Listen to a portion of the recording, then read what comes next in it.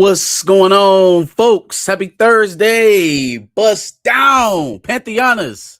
Bust down. Ah, good Thursday. Good Thursday to you, sir. Blue. Yeah, man. Same to you. A, Good a- Thursday, man. a channel regular, bro, at this point. Yeah, You, I you might appreciate you y'all might as listening. well just is it still free agency, bro? We need a They say mid-level it's still free exception. We need a vet minimum. What do we need to do to steal you from Blurred AF, bro? Put the numbers out there. Put the numbers Deep out there, pockets man. over here at Pantheon. Y'all Deep let me know pockets. if y'all need a 3-and-D guy. I got you. All right. So the feelers are out there and they've been received. That's all we need to know, you know. Mm-hmm. For We'll sure, see. for I sure. get with my agent, man, and we'll, you know what I'm saying, we'll discuss some things. Bet. Hey. Shot across the bow, Dre Mac. I'm out here recruiting. I'm fucking around. What's going on, folks? Happy Thursday. Yes, sir. There's a lot of shit on TV right now, man. There's a lot of good television on right now. I'm overloaded between X-Men 97 and Lupin season 4 is on Netflix. Obviously House of the Dragon is out.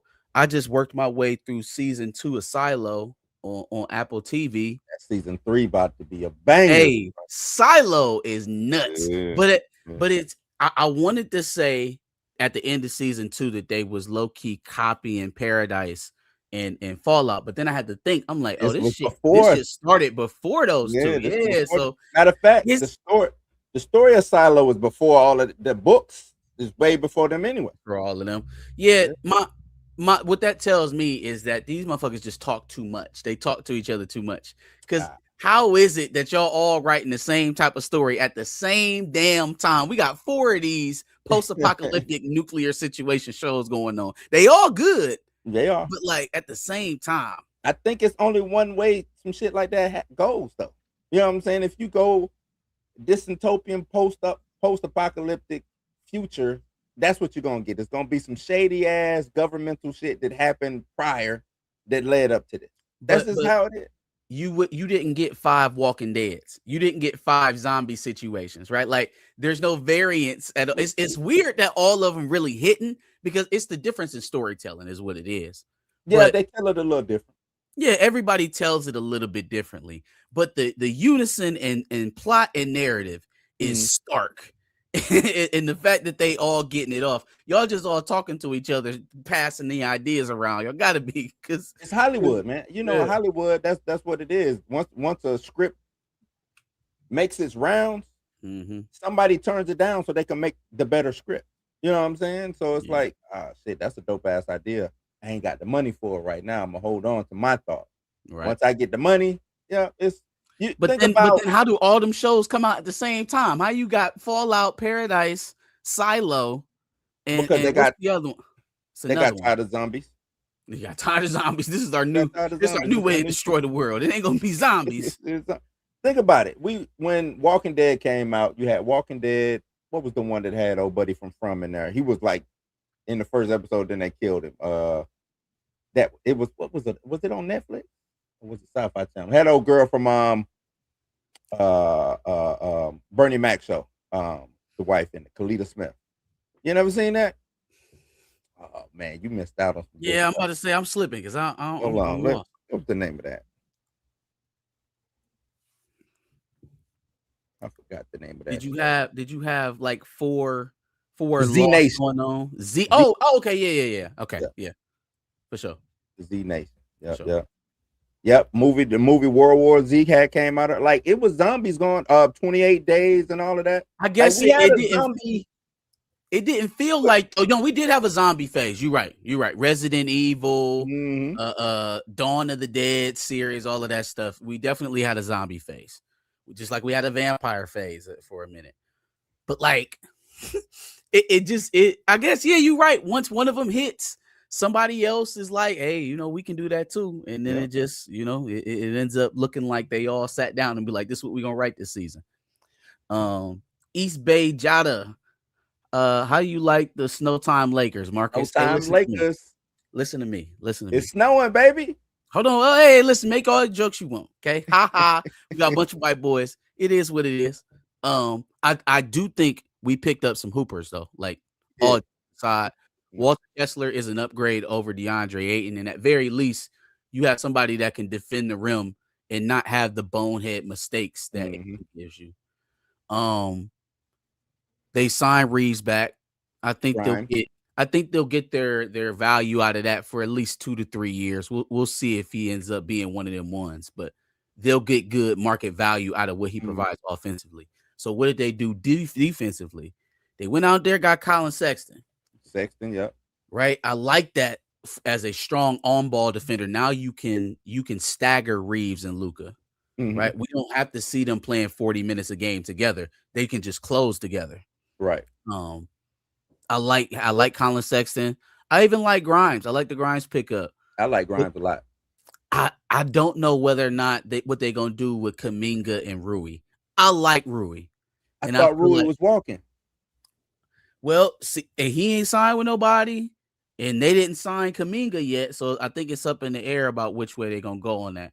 I lean towards Rui. I think his upside offensively fits with what we got going on already. I like Rui. I wouldn't let Rui walk. I would not let. I hate they let Jax walk. I ain't like that. Well, but they got Ayton and now they got Kessler too. They got two. Yeah. There ain't no room for Jackson Hayes. They need wings. And I do think that they still got, because Vanderbilt's still on the roster. Rui's still on the roster. So like they got pieces to move if they think they need a third big piece. But if he gonna be a traffic cone, then put the load on him offensively. Right. Yeah. Being Luka. Like if you're not gonna sit in a chair, then go get me 40 every night. And that's something he can do. That's something he can do. So at that point, you're not really worried too much about who else, because Reed's gonna give you 25. Kessler gonna give you 20, around 20. Yeah. So you got your scoring. You just fill in shooting around it, and I think you keep Rui. You got the young bull. You got some pieces there. I don't see why Dalton Ketch is still there on the roster. Still there, yeah.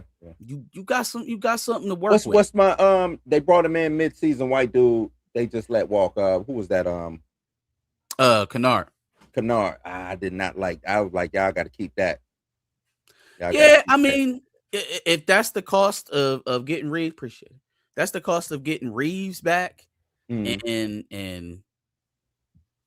Kessler was a little bit expensive. Kessler was expensive.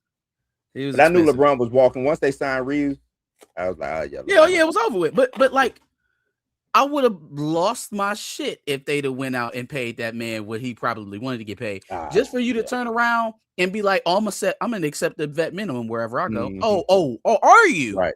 Are you asking for a max when all this shit started? Hey, them brothers over there, I swear to God. And somebody pointed this out, man. I don't know if they was trying to just be shady against LeBron. It was kind of funny to me though, but for him to even go out there and say, "Oh, I accept the vet minimum," that LeBron, that means it might be time to just sit down, brother. You know what I'm saying? Because you're not. Then come on, we got $3 million for you. You want to hoop? Come on, we got $3 million. It's like they not even looking at you like, you know what I'm saying? Like you go from LeBron to vet minimum.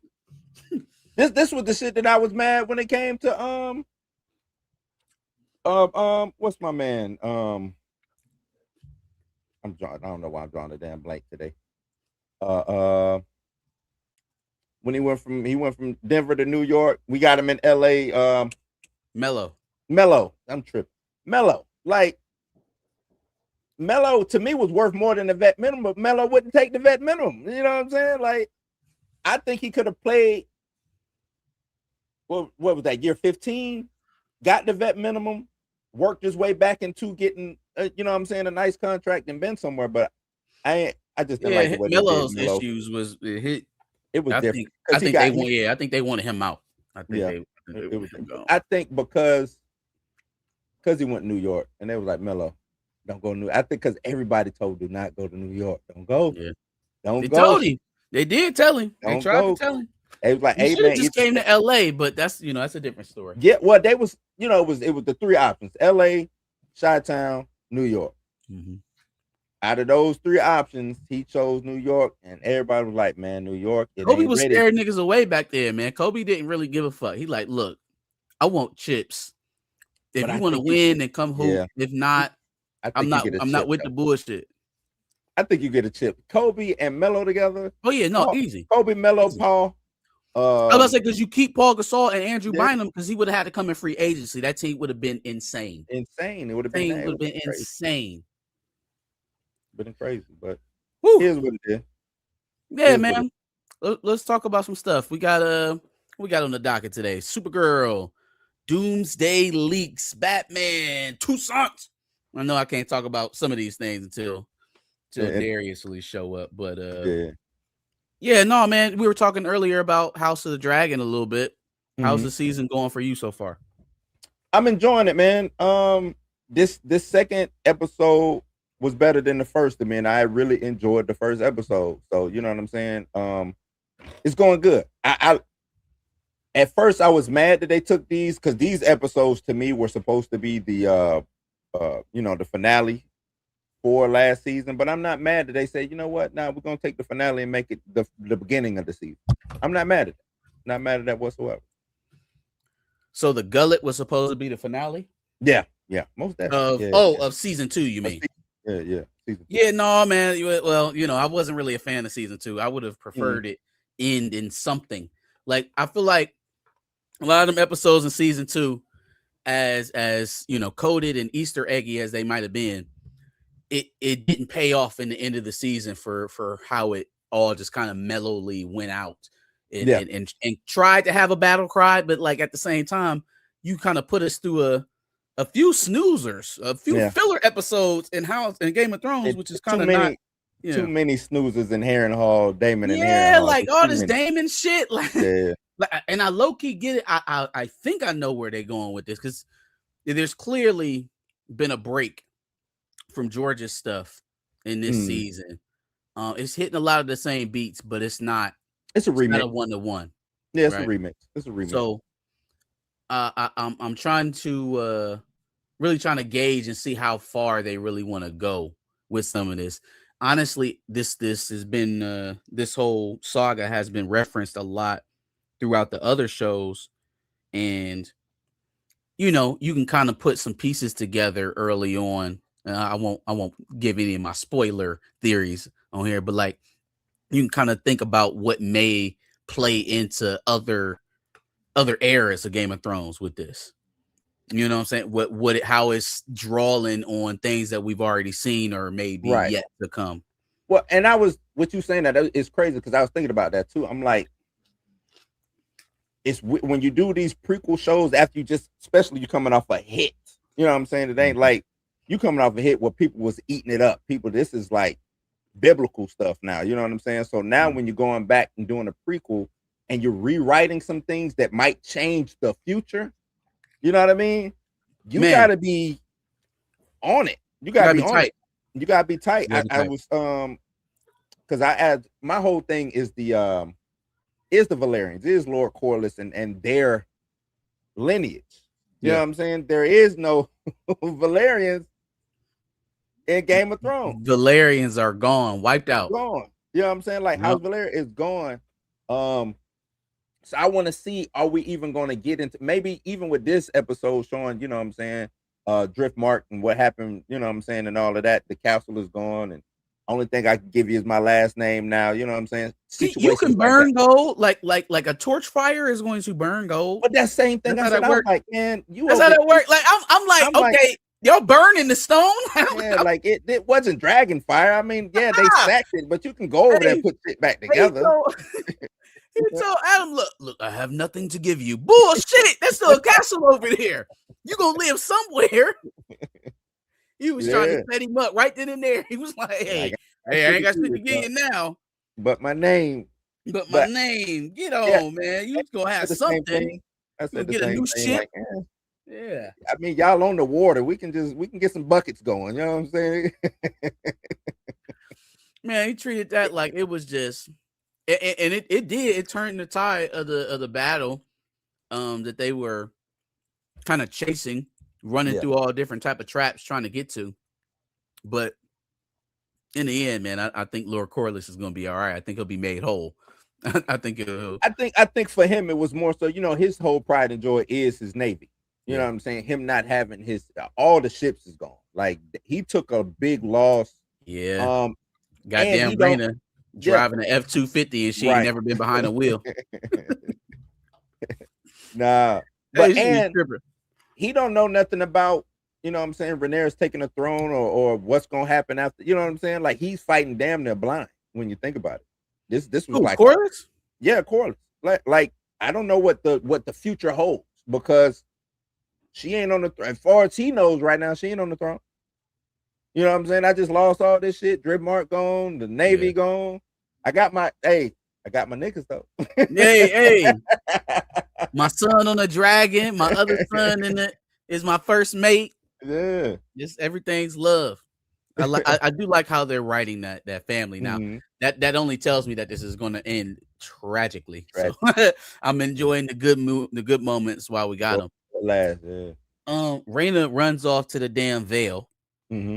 Like they was gonna find. If she didn't want your ass there, but before you went out there and killed a bunch of your grandfather's feet, then why would you think it was gonna be sweet? You was better off just going back to Dragonstone. You think they was gonna execute Raina? If she showed up with that dragon, they would have executed her. I think Rhaenyra would have did some foul shit. I don't think Daemon would have let it happen, but if Daemon wasn't there, I was about to say, first of all, Daemon go sit there and let him execute his daughter, and then you're gonna lose your hand. You'll lose your hand over something that is clearly a mistake. But that goes back to what we just talked about in this remixing. That ain't even supposed to be Raina on the damn dragon. You know what I'm saying? So that's supposed to be Nettles. That's supposed to be Nettles' whole situation. Yeah. I think Raina gets a dragon. I think the dragon she rides was like a small dragon named like Moonbeam or Moon or something like that. I can't even remember. But basically insignificant. It was like an insignificant situation. So that's why it was so easy to mash those characters together. But Nettles is a huge character. You know who else or another Game of Thrones trope is being overconfident with small dragons. Right? Like the only thing small dragons are good for, honestly, is fighting men who are unequipped to fight them. Mm-hmm. That's what they're good for. If your dragon is little, man, get that thing on up out of here. You go, just wait until everybody start to scatter and then pick around the outside. What up, Darius? Darius in the building. What up? What's going on, fool? What's going on? But I think get the little dragons out of there because they susceptible to the little torrents that they be shooting, number one. And then they ain't shit in a fight. In a head-to-head, who am I fighting? Who am I fighting? Like, if I'm going up against, well, Aemon. I'm thinking about what's Aegon's dragon? Sunfire, yeah. Piece of shit. Just gold, just pretty. Useless against Vhagar or Melees. Like it wasn't right. But you gotta. It's the same of having. It's like you just talked about a tank, like an Abrams tank, and then you got smallest tanks. You know what I'm saying? The tank is still a tank, and I think that's what it is.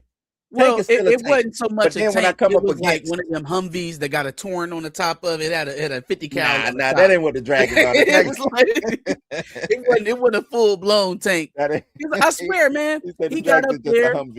He really he dropped in on Sheep Stealer, right? But that was because Sheep Stealer ain't never been in no fight. He distracted. Like then that's probably the only chance you're gonna get is getting from above because he's not looking for anybody bigger than him. But in a head, if he actually turned around and fight, you see what happened when he had to turn tail and run. So small dragons, it never seemed like they got to the point of like breaking down the science of how to use these motherfuckers. It was just like as long as you got a big lizard, you were most powerful, and it didn't get too strategic until they start losing. I don't know. You seem like it seems like though. The depends on the writer, I think as well, because it seems like Bela has excellent control over Moondancer.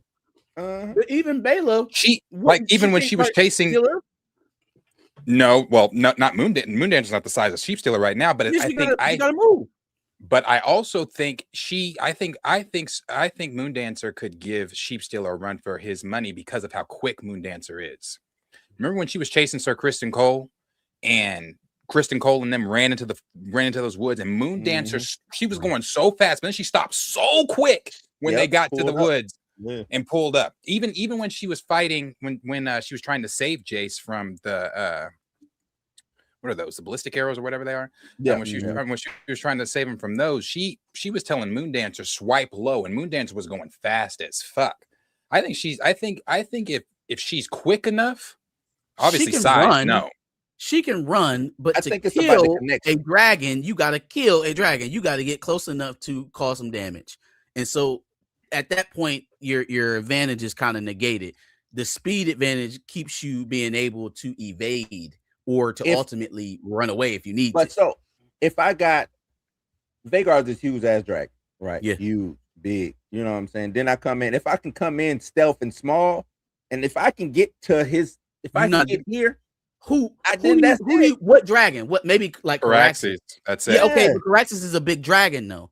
But I'm talking about Vermax and Moondancer, right? But if they fast with the Sunfire, right? Okay, so you need to park them. You're not gonna do that. No other dragons around, and you can just run free.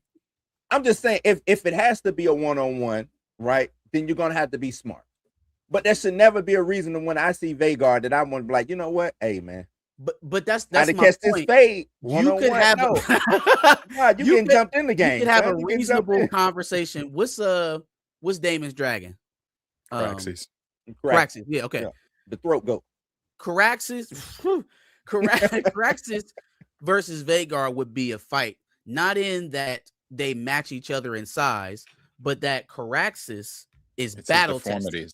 And it's his deformities. Fight. You know?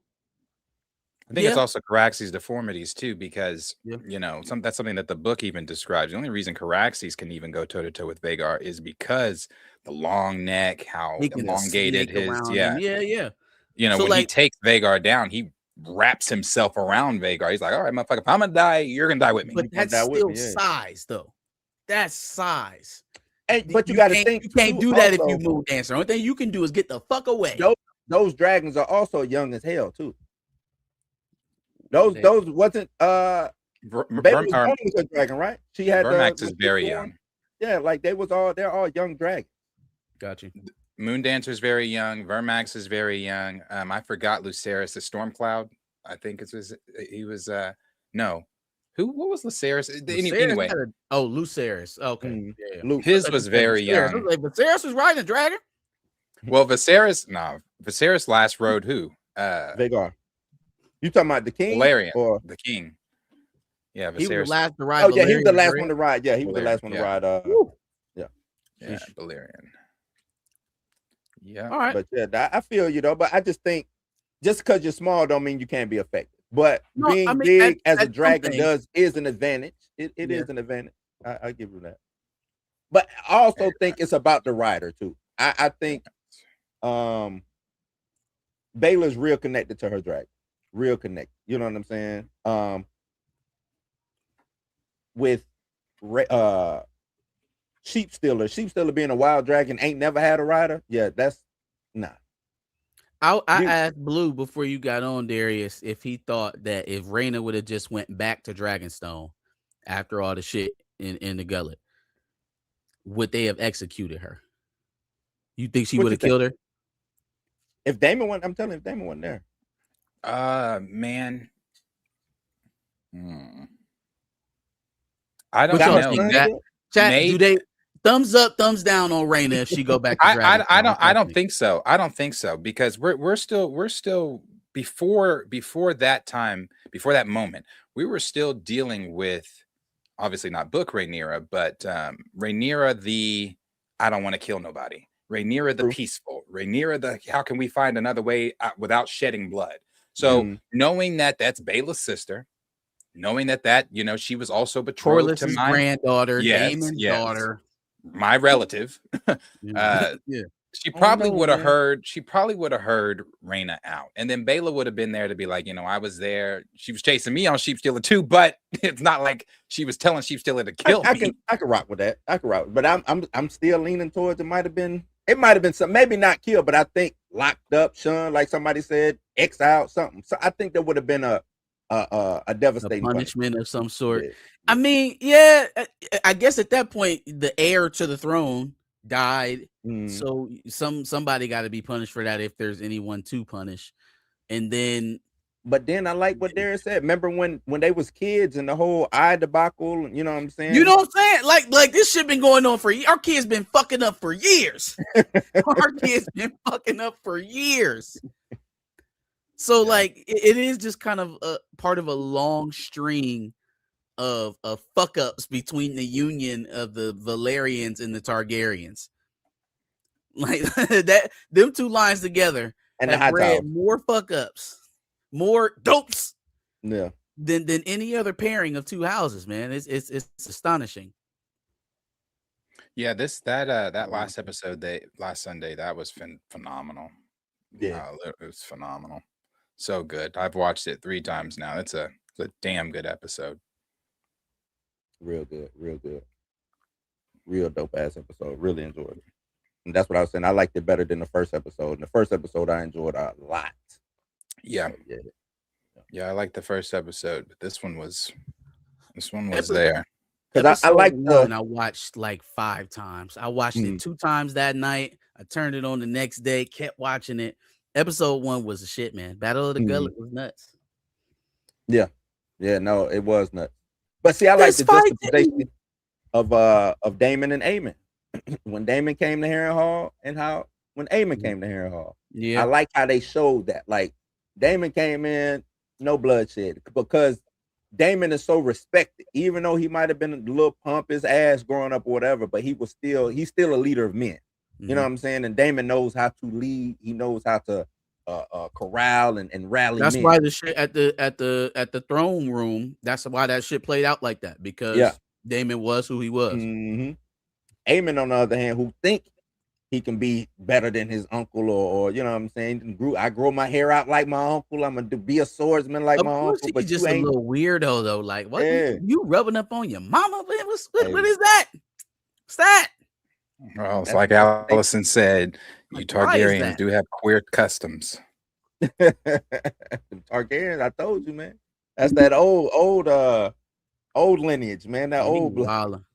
He wildin'. But I mean, in any case, yeah, I'm antsing up for the first match between Damon and Aemon. Whenever we see that, it's going to be a tremendous coming about. I vaguely remembered Otto and Damon having a battle. I think in this. So he died a different way in the show, as the sacrifice for the lack of Aegon, which really don't make sense. The point of killing the last vassal is to kill the regime, right? Like you not killing the regime by killing his grandpa.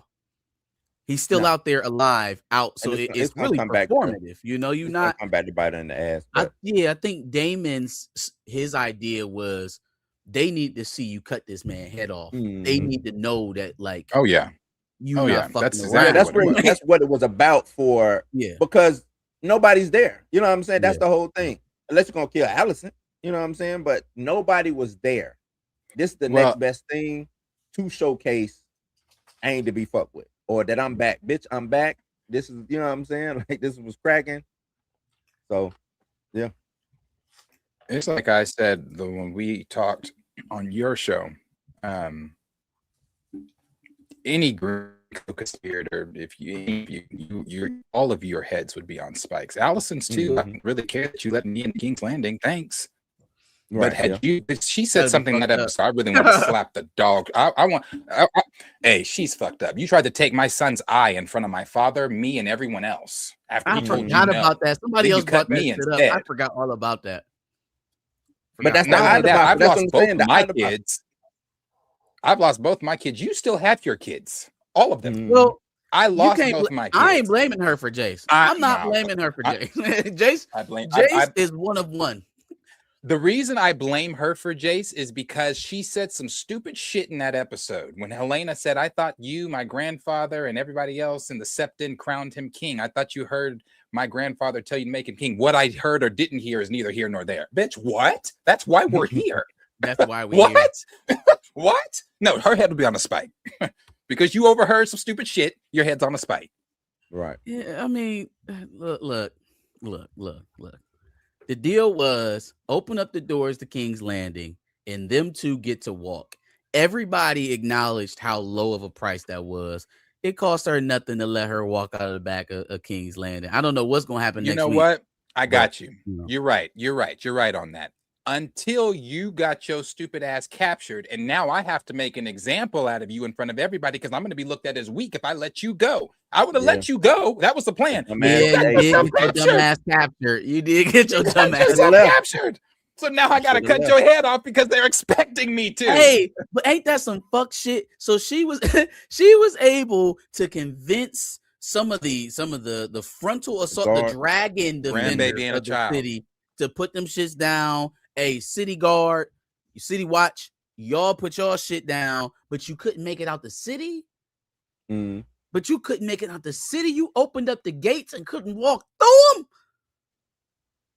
Man. Yep. Which is weird because she snuck out the city how many times now? That was weird to me. You snuck out the city like 3, 4, 5 times. Well, you know what I'm saying? Why wouldn't she? Why she can't do the same and leave? Why she couldn't just get her guards and leave? The ones that just arrested homeboy for trying to take it from her. What? Hey, look! Hey, get me out the city real fast. I need to go under the king's orders. I don't know. That might have just been a mess up in writing. I don't know. They need a plot point. How she got fucking caught is beyond me. But let's chalk it up to the fact that maybe she ain't been out the throne room in 20 years. Yeah, she ain't been out of the castle, out of the Red Keep in 20 years. Yeah, man. House of Dragon season 3 going well. Going well. I was trying to find an episode. I guess they're keeping each episode's name hidden until the day of.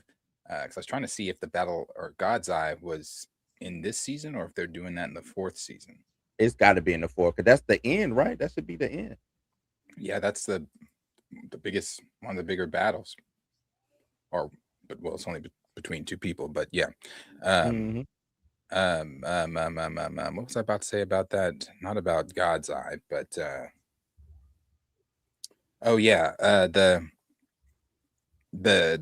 I guess the next big thing is the Dragon Pit stuff. Then they got to do that. The Dragon Pit stuff. Ooh. Yeah. All right, man. That's to watch. That's enough Game of Thrones. That's gonna be a tough. What's first up on the docket? What are we talking about? We're talking about Supergirl. They got a new Batman, or I don't really know what's going on with the Doomsday leaks. I don't even know if I want to hear them. It's the Doomsday leaks. We can go DC first. Let's start DC, then we'll move it over to Marvel. So with DC, let's see. We can start with Supergirl. It had its opening weekend. I gave my remarks on Supergirl earlier this week and on my during my show. Marcus, have you seen Supergirl? No. I got a chance to get out of the house, away from the kids, with my lady, and we went to go see Obsession, which was a very good flick. I wasn't going. We'll catch Supergirl on a drive-in night when I can double up and see another film to cleanse my palate. But yeah, I'm not paying theater prices for Supergirl. Yeah, Supergirl.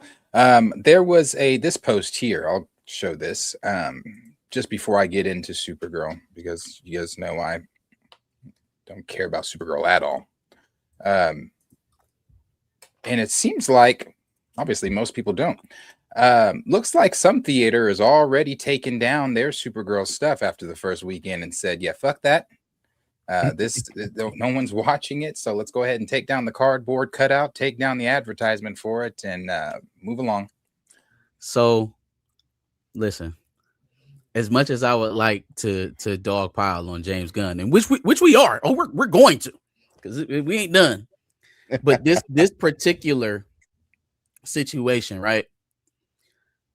The standees are sent over by the studios. They're supposed to be placed on a schedule basis. So this shit probably already been up for months leading up to the Supergirl release.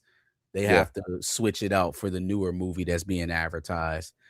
And then also, you're really not supposed to take them anywhere off the premises. You're supposed to dispose of them on there because it's supposed to be, it's technically their property.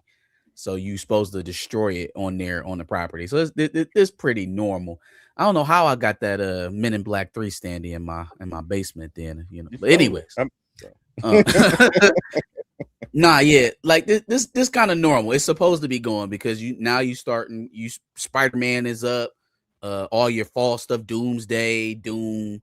That's what's rolling in now for their promotions. They'll have it for the next couple of months. Well, yeah, and I just that I don't know. Well, I can't say I don't know. I know the Michael one is still up at. I mean, it varies. It definitely varies, but like I just did a video on something like this, and I was saying the business, you know what I'm saying? Because I talk a lot about the business of, like, with the Supergirl business and what's going on with DC. Like, normally, if a movie flops, they on to the next. Mm-hmm. If they don't think that it's gonna have legs, they on to the next. I mean, they did that with Superman. Superman left the theaters early. They take the marketing and all that stuff down. There's no toys, no merchandising, stuff like that being sold. You're gonna see stuff going on clearance over there at all the big box chains and stuff like that. That's just the nature of the business. That's just how it is. Hey, if we don't feel that it's any more money that we can pull from it on a major basis, yeah, like Marcus just said, on to the next. We move on to the next. Whatever Warner Brothers got up next I think it just so happens to line up with the fact that the film's not doing very well. Mm-hmm. It wouldn't be something that you would see posted if the film had made $200 million this weekend. Right, like nobody would be posting this picture showing them taking down a standee. I think they would calculate a little bit more reasonable reason for why that's happening. But no, in all honesty, but it makes this a bad look, though. I tell you that. No, it's definitely a bad look. I mean, it's sure, a bad look. In conjunction with the fact that your numbers are so low, it make it seem like they trying to move you out the fucking theater. Right, it's a bad look. But at the same time, like, you want to give people a little bit of room, a little bit of grace to fall and improve. But then you tell me that the lady who writing this script is going to be doing Wonder Woman. She can do Wonder Man. Let it go over there. Wonder Woman and the Teen Titans. Yeah, no, I don't want that. I don't believe that. Man. I don't believe that. I believe she's still going to do it. That's industry standard. Jake Shire on the X-Men. I just nah. I believe she's gonna do it. There's just the reason why. You gotta reassess now. You gotta stop. I don't mean stop, but you gotta say, oh shit. You know what, Blue? I might agree with you, brother. If they hadn't said, well, it wasn't them. If the rap hadn't reported, and I know that it's not the studio or anybody, but I mean the rap has been reliable before. Yeah. If the rap hadn't reported that they're trying to push Deathstroke and Bane, clearly you haven't learned. No, but that's what. This is just me. We got Comic-Con coming up. What, next 2 weeks? Yeah. They better be putting together a package of some real shit that's coming out that's gonna make people. Oh, they better. You know what I'm saying? Because, listen, look, Marvel's gonna be there. I like. So they better. You know what I'm saying? But Marvel got to pump Doomsday hard. They got to pump Doomsday hard. Between this and D23, they got to go hard as hell because it's time. It's time.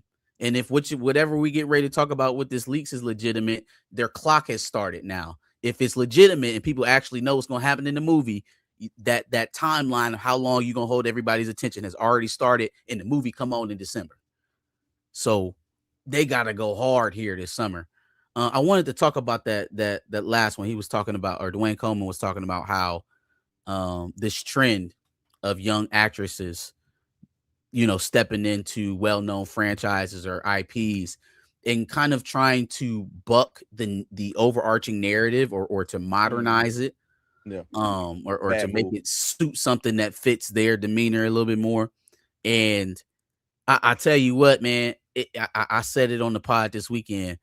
If that's your aim, you gotta do something else. Like you have to. It's imperative that you do.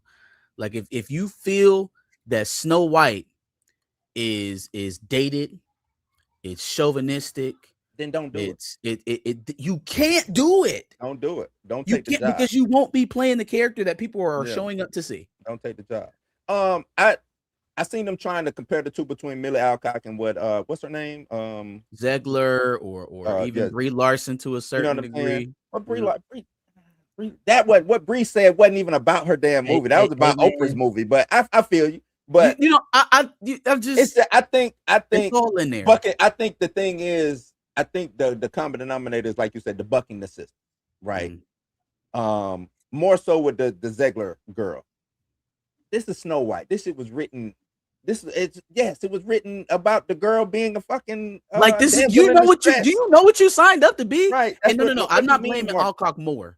Like the script is number one here. Like if we one of one. Well, no, because listen to what she, Millie Alcock said something, and they tried to compare it to what, and I'm like, that ain't the same.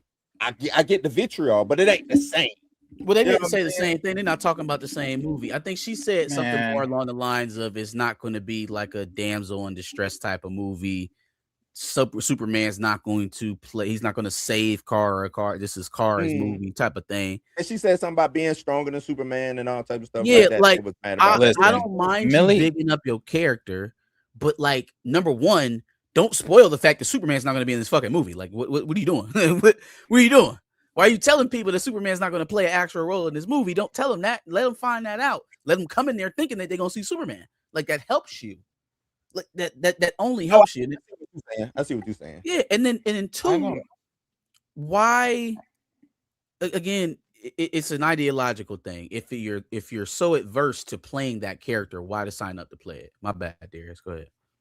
No, I don't think Millie's comments had anything to do with the ticket sales. I don't think Millie's comments had anything to do at all. First of all, I remember she said something, but without Googling it, I don't know that there are many that I could just tell you off bat, word for word. Oh, she said this, because it really was. I remember when it happened. I remember it kind of got some buzz a little bit, but it wasn't nothing though. Yeah, people didn't go see this movie, and I'm gonna die on this hill. I don't care. People didn't go see this movie because people are sick and tired of being sick and tired. It is not. It's going to be the same effect for any of these other ones that don't have shit to do with the big guns. That's just me. And I'll eat crow if I'm wrong on that when these projects come out. But I've been saying that. I said it about Supergirl. Look at the numbers. I said about Clayface. I know y'all are coming in the comments. As soon as I say that shit, going to tell me, oh, you're wrong. We'll wait and see. So I hear that, right? And I mean, a bad movie is a bad movie. And it don't matter how much you market it. I still think how you market it matters. And then also $68 million to an entire weekend. Your studio, like the financial executive, the financial boss is apologizing. He's already hedging his bets, not even completed through the full first weekend. He's talking about why Supergirl didn't perform of week one. Sunday of week one, that article is out. Yeah. This is more than just, we done seen bad movies make a little bit of money. Well, now I've heard this. Is what I heard. There's some bad stuff that happened on set. I don't know if it's people just trying to throw people underneath the bus or what, but I'm hearing it. Some bad stuff. People, you know what I'm saying? So I think he's just trying to get ahead of all the excuses now. Millie's comments, shit on set. Well, this XYZ. Millie's comments to me ain't got nothing to do. I'm talking about them trying to. Oh no, I'm just saying that everybody, think about all these people they're trying to get out to see this movie, now. Y'all. You got to think about who they're trying to get out to see this movie. Think about the Superman crowd. Think about the type of person who is a diehard Superman fan. They trying to get him in to see Supergirl. But I'm gonna tell you this, and I've been preaching this before Superman even came out. Superman, the whole super family is not a hot commodity. It's not. I see what y'all are saying here about the Clayface budget, and I said this the last time about Clayface's budget. Clayface's budget is a Big Mac, so I understand that it's going to make a lot of money. I get that. I understand that. What I'm saying is the reception. I'm waiting for the court of public opinion. That's what I'm talking about. The reception for Clayface. But you know what? I'll tell you this. I'll eat crow a little bit. I'll concede a little bit. I can tell you when I'm wrong. The reception currently for the Green Band trailer that's playing in front of Supergirl for Clayface is getting very, very, very good attention. And the second screening that they just did for it got very good attention. So I can concede if I'm wrong. I'll take the trailer buzz. I don't care what nobody say about no more. Oh, the test screening, right? Until test screening for Superman. Oh my gosh! I wish they quit putting that out because you're test screening it with employees. You know what I'm saying? Yeah, John Campia sound like he an employee over there now. Like he eating like, that big Supergirl crow. Until they let me, you, and Darius screen it and have an objective. You know what I'm saying? What are y'all so scared of? Y'all gonna put the movie out anyways. It's too late. It is what it is. You know, toss it up and see how we. Letting the people on the Warner Brothers lot screen it. Friends and family, you know what I'm saying? Of course, they right. Where everybody's gonna say, "Oh, so great! This is what you've been spending the last 8 months of your life doing." Right. I'm so glad. That's like letting your mama, you know what I'm saying? Your mama hear something like, "Yeah, that's my baby." Do that little dance you do. Do that little dance. Do that little dance. Yeah, no. I just think that, and I know people keep telling me I'm wrong, and we'll see, but I just think that for you to have the keys to this franchise, and I say it every time, and you have all the toys to play with, this just never made sense to me. It never did. The route you're currently going still doesn't make sense to me. It still doesn't make sense to me. But maybe 68 million globally makes sense to them. I don't know. Like globally, I think the roadmap changes. It has to. It has to change. This is when Safran, for those of you telling me, this is when him and Safran are talking. This is when they're talking. This is when they talking because Safran and him are talking about, listen, we've got to change the trajectory. Or Safran's probably telling him now, we've got to change the trajectory on where we're going. Bane and Deathstroke ain't gonna do it. Jimmy and Gorilla Grodd not gonna do it. 170 million for a superhero project is pretty tamed. And they may not make that money back, y'all. It's not though. 170 for Supergirl is a lot of money.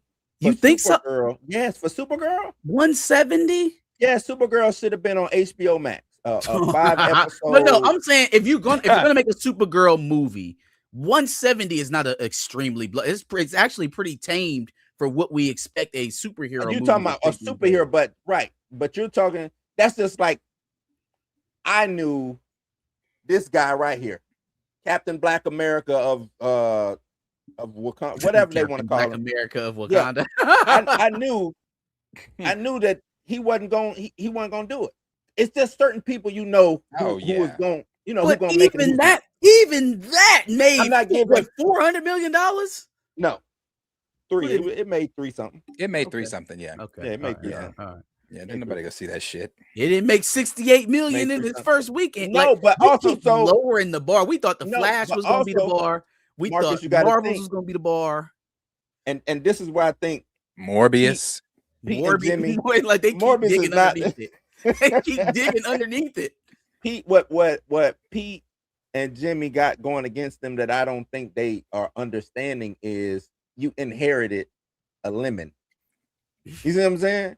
Like you inherited a lemon. Man, they may have Blue, but you have some of the greatest superheroes. And even they was lemons. Even the Snyder stuff was making bank though. It was making money. Not with their budget. Hypothetically, Blue. Hypothetically, do you believe if he were to come out, and I'm not, I'm even against the individual films. If you come out and you start with the League. They are the League. They've been established. Because we know, do we really need to see Batman's family get gunned in Crime Alley again? Yeah, we know the stories. They're already together. They've been the League. There's some crisis. Do you think that does significantly better than if you putting out that Superman movie? Now you're putting out Supergirl. No, I agree with you there. I agree. If you come with a Justice League film, yeah, I think you do that, and let's say it bombs, right? Like it makes money, but it only and that would be wild. 500 because then you got to throw DC away. Hey, yeah, it's made $800 million. If you bomb a Justice League movie, you gotta get fired, bro. And Warner Brothers called that but you know what? Warner Brothers called that a failure. Yeah, but that was awful. They called that. No, it was a bad movie. I'm saying it made $800 million off the name recognition alone. It was right, but it was also you got these competing entities going. There is no competition now. It's Marvel, right? So DC, I see what I think Tina is the biggest hater of James.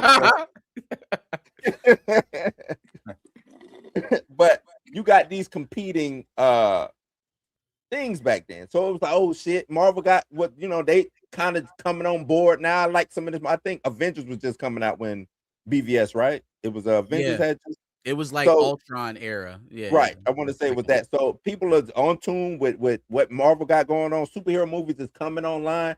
Yeah, Man of Steel should make money. BVS should make money. But then as you start going on in that quality and you like, wait, hold on, what the fuck? What's going on over here? And Marvel is just taking off. I think people chose a side. You know what I'm saying? So now Shazam comes out. We get terrible comes out. You know what I'm saying? Flash, and that's what I mean those by were all so bad. They were right, but think of the what you lost in those horrible movies. You lost an audience that might have stayed. You lost. Man, I agree with you there. You're definitely right. But I think if you come out swinging with the League, some big high fantasy ass, like one of those, like one of the animated movies that you watch, something like that, come out like that, man, you win people back. They'd be like, wait a minute. No, I agree. Maybe in James Gunn we do trust. I do think you can win. You can win them back. You do a League movie, you can win them back. The thing is, can you do a League movie? I don't think nobody knows how to do a League movie. Oh man, the blueprints are the cartoon. Okay. I know. There you go. I know. That's what I would do. We just got a Supergirl movie where the blueprint was the book. All they had to do was the book. Right. You're definitely right. You're definitely right. That's what if I'm a director or somebody running one of these studios, that's what I'm doing. Hey, there's nothing new under the sun. I'm about to go take some inspiration from some of these animated movies. They want to put their stamp on it so bad to where they end up walking away with the L. And this is like a bad L. This ain't, you know what I'm saying? And when I say the Justice League, I'm not talking about, let's do the Justice League, but let's do our own version. Let's Plastic Man. No, if you don't put the Justice League on screen, Plastic Man, Animal Man, like they all showing up all up. Yeah, no. Don't forget Batmite. He keep guys. I think they gotta.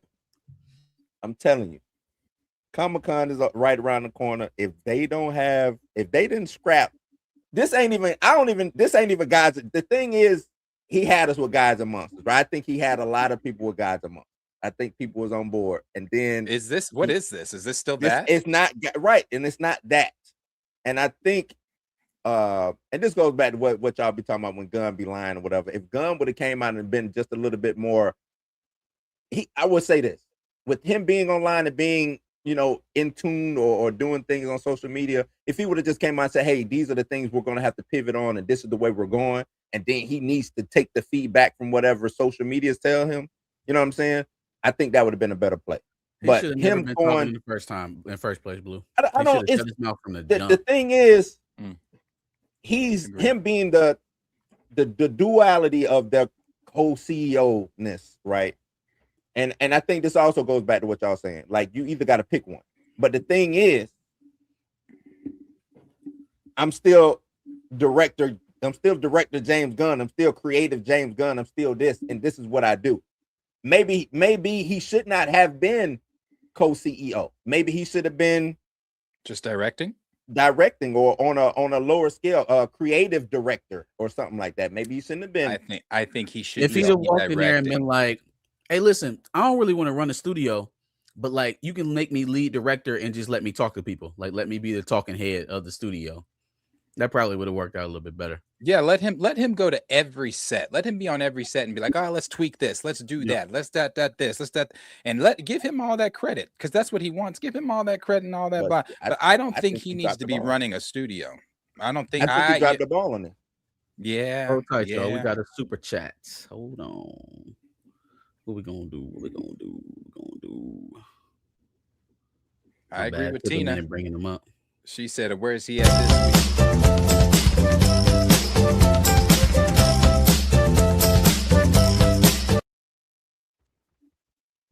I apologize for that one. I didn't even know what that was about to be.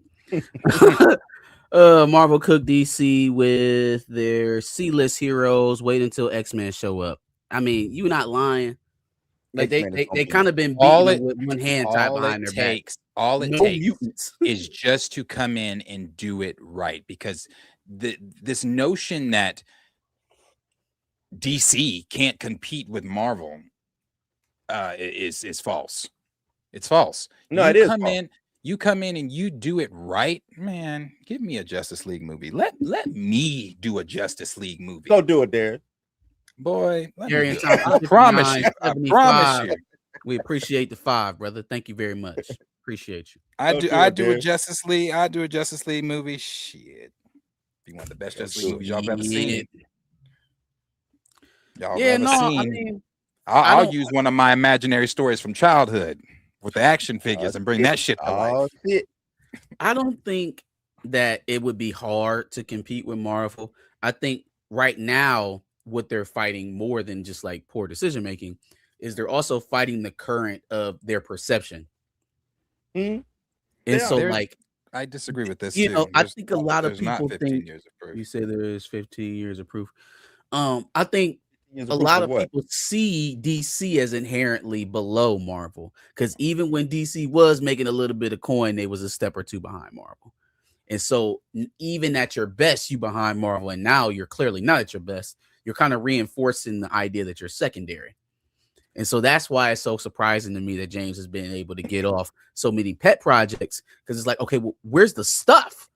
Where's the stuff we bought? We ain't buy no fucking Clayface. We ain't buy Jimmy Olsen. We bought the person who Jimmy Olsen reports on. We not, man, what are you doing? You better not go too hard on Clayface because no, I'm saying they love that shit. That is not what we bought. We didn't buy no Clayface. They let them let the audience tell it. Clayface is about to be the next big horror film. Clayface is gonna be they telling me in what respect? Like it's gonna make some dollars, or people gonna like it? Oh, but that's what Clayface. Clayface is just a win for them. It ain't about being the biggest horror movie. It's just a win. I made this with the grilled cheese sandwich and scraps, right? You know what I'm saying? Like 40 million. If I come out and I do what Supergirl just did, I'm good to go. I'm good. I'm good to go. Yeah. But I guess my big thing is I mean, you know what? Never mind. Your thing is you want to see you go to the toy box, you go straight for Batman, Superman, Wonder. I get it. And you're damn right, Blue. You're damn right, Blue. I'm going straight for Batman. Maybe a sprinkle of Green Lanterns, a little bit of Flash, some Cyborg here and there, but yeah, that's about it. I'm cool with that. I like I said, I did the whole video Monday. I think it was Monday or Tuesday, but I was saying how James Gunn being this is where being a comic book nerd is a detriment. It hurts you. This is bad because but even nerds know what's popular amongst nerds. No. Nerds will nerd out. That's the bad thing about being a nerd. You a nerd out because popularity don't matter to a nerd. You see what I'm saying? Like the Harry Potter character, the people who love Harry Potter, they'll find some obscure character that they just love all out. So imagine this Harry Potter head doing a you know what I'm saying, a show about some character, some snug, some muggle that you don't even know about. You know what I'm saying? Like that's what these nerds. That's what a nerd would do. I think people are missing it. No one is saying Clayface is not going to do numbers because again, the movie cost a Big Mac to make. Numbers in the chat. How much it's going to make? Put it in the chat. I mean, again, what a horror movie make? When 200. Okay. Oh man. And I'm sure I'm sure it probably will. I'm not questioning Clayface's money. I'm not. I don't think I've ever questioned the money on Clayface because the budget again is so small. Yeah. I'm just talking about when people leave the theater, is it going to be God damn I got to go see that again? Or is it going to be I mean I don't see why it wouldn't be. Because I don't think theirs is not. It's not going to be. I don't think it's the comic book heads that are showing up for this that way. Why wouldn't the comic book head show up? Because this is not again. I keep saying this is not an obsession. This ain't obsession. This ain't weapons. It's not an original. I hear that. I'm not saying. Let me rephrase it. It's not that the comic book heads aren't going to show up. Yeah, it's going to be some of those who show up for this, right? Because it is a DC film. Yada yada yada. But that horror side, that audience, they don't. It's weird over there. I ain't gonna say. Well, it's not that they're weird. They show up. They show up for their shit. They truly do. So if it's marketed as horror, and if the word of mouth comes out that it's a good horror movie, they gonna go there, and they gonna go there repeatedly, and they gonna make sure that it works. You think they're gonna get that Sinners weapons crowd, that type of thing? Yeah, that crowd. Now, will it be Sinners of weapons? No, I don't think it'll be Sinners of weapons, but the crowd will show up. All it needs is a significant portion of that crowd to show up and to add in with the people who come in to see it because it's a comic book movie, and they'll be all right. And I don't think it needs to be necessarily praises to the roof for this movie. It just needs to be good. Yeah, I mean, if y'all think it's gonna make 200 million in the full 8 to 10 weeks that it's gonna be out in theaters, I'm not really sure. Okay, and it's not particularly impressive for me, but I guess that's about industry standard for horror movies right now. I think, yeah, that's what it is. I think that's what scary movies I'm looking probably gonna settle in about. So I'm looking at what a horror movie would do, give or take. You know what I'm saying? That's how I'm looking at it. Mike Flanagan attached to it. That scene knows Mike Flanagan. You know what I'm saying? Like, yeah. But I get you there. It ain't Wonder Woman. You know, everybody kept telling me Mike Flanagan. Mike Flanagan's the man there. He is. I know who Mike Flanagan is. I get it. But Steven Spielberg do think was just attached to an alien movie and it failed. People can do fails. You're right. They do fail. They do fail. But Steven Spielberg also hadn't done the film in like. Hey man, that's still Steven Spielberg. What was it? Super 8 was his last one, right? Super 8. Hey, Super 8 was my shit. I love that movie. It was. Spielberg is Spielberg. My Sharona. Shout out to Super 8. So then, how is Disclosure Day doing? Speaking of Spielberg, shit. That was my comparison. Yeah, I think they're pulling it. They pulled it. Damn. No, I don't think they pulled it. I think they are getting ready They're to go going ahead. to. Okay. Yeah. And make a decision on it.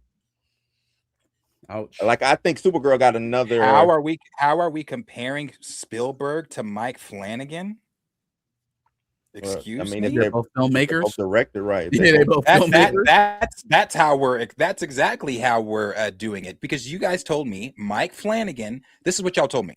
My chat told me it's gonna do well because Mike Flanagan is attached to it, and I said in comparison, everybody thought the same about Disclosure Day because it's aliens and Spielberg is attached to it. And now Blue telling you they about to pull the shit. And Arthur, I don't want to hear you. You told me Supergirl was gonna do good. Now you tell us, and Michael's 20 million away from $1 billion.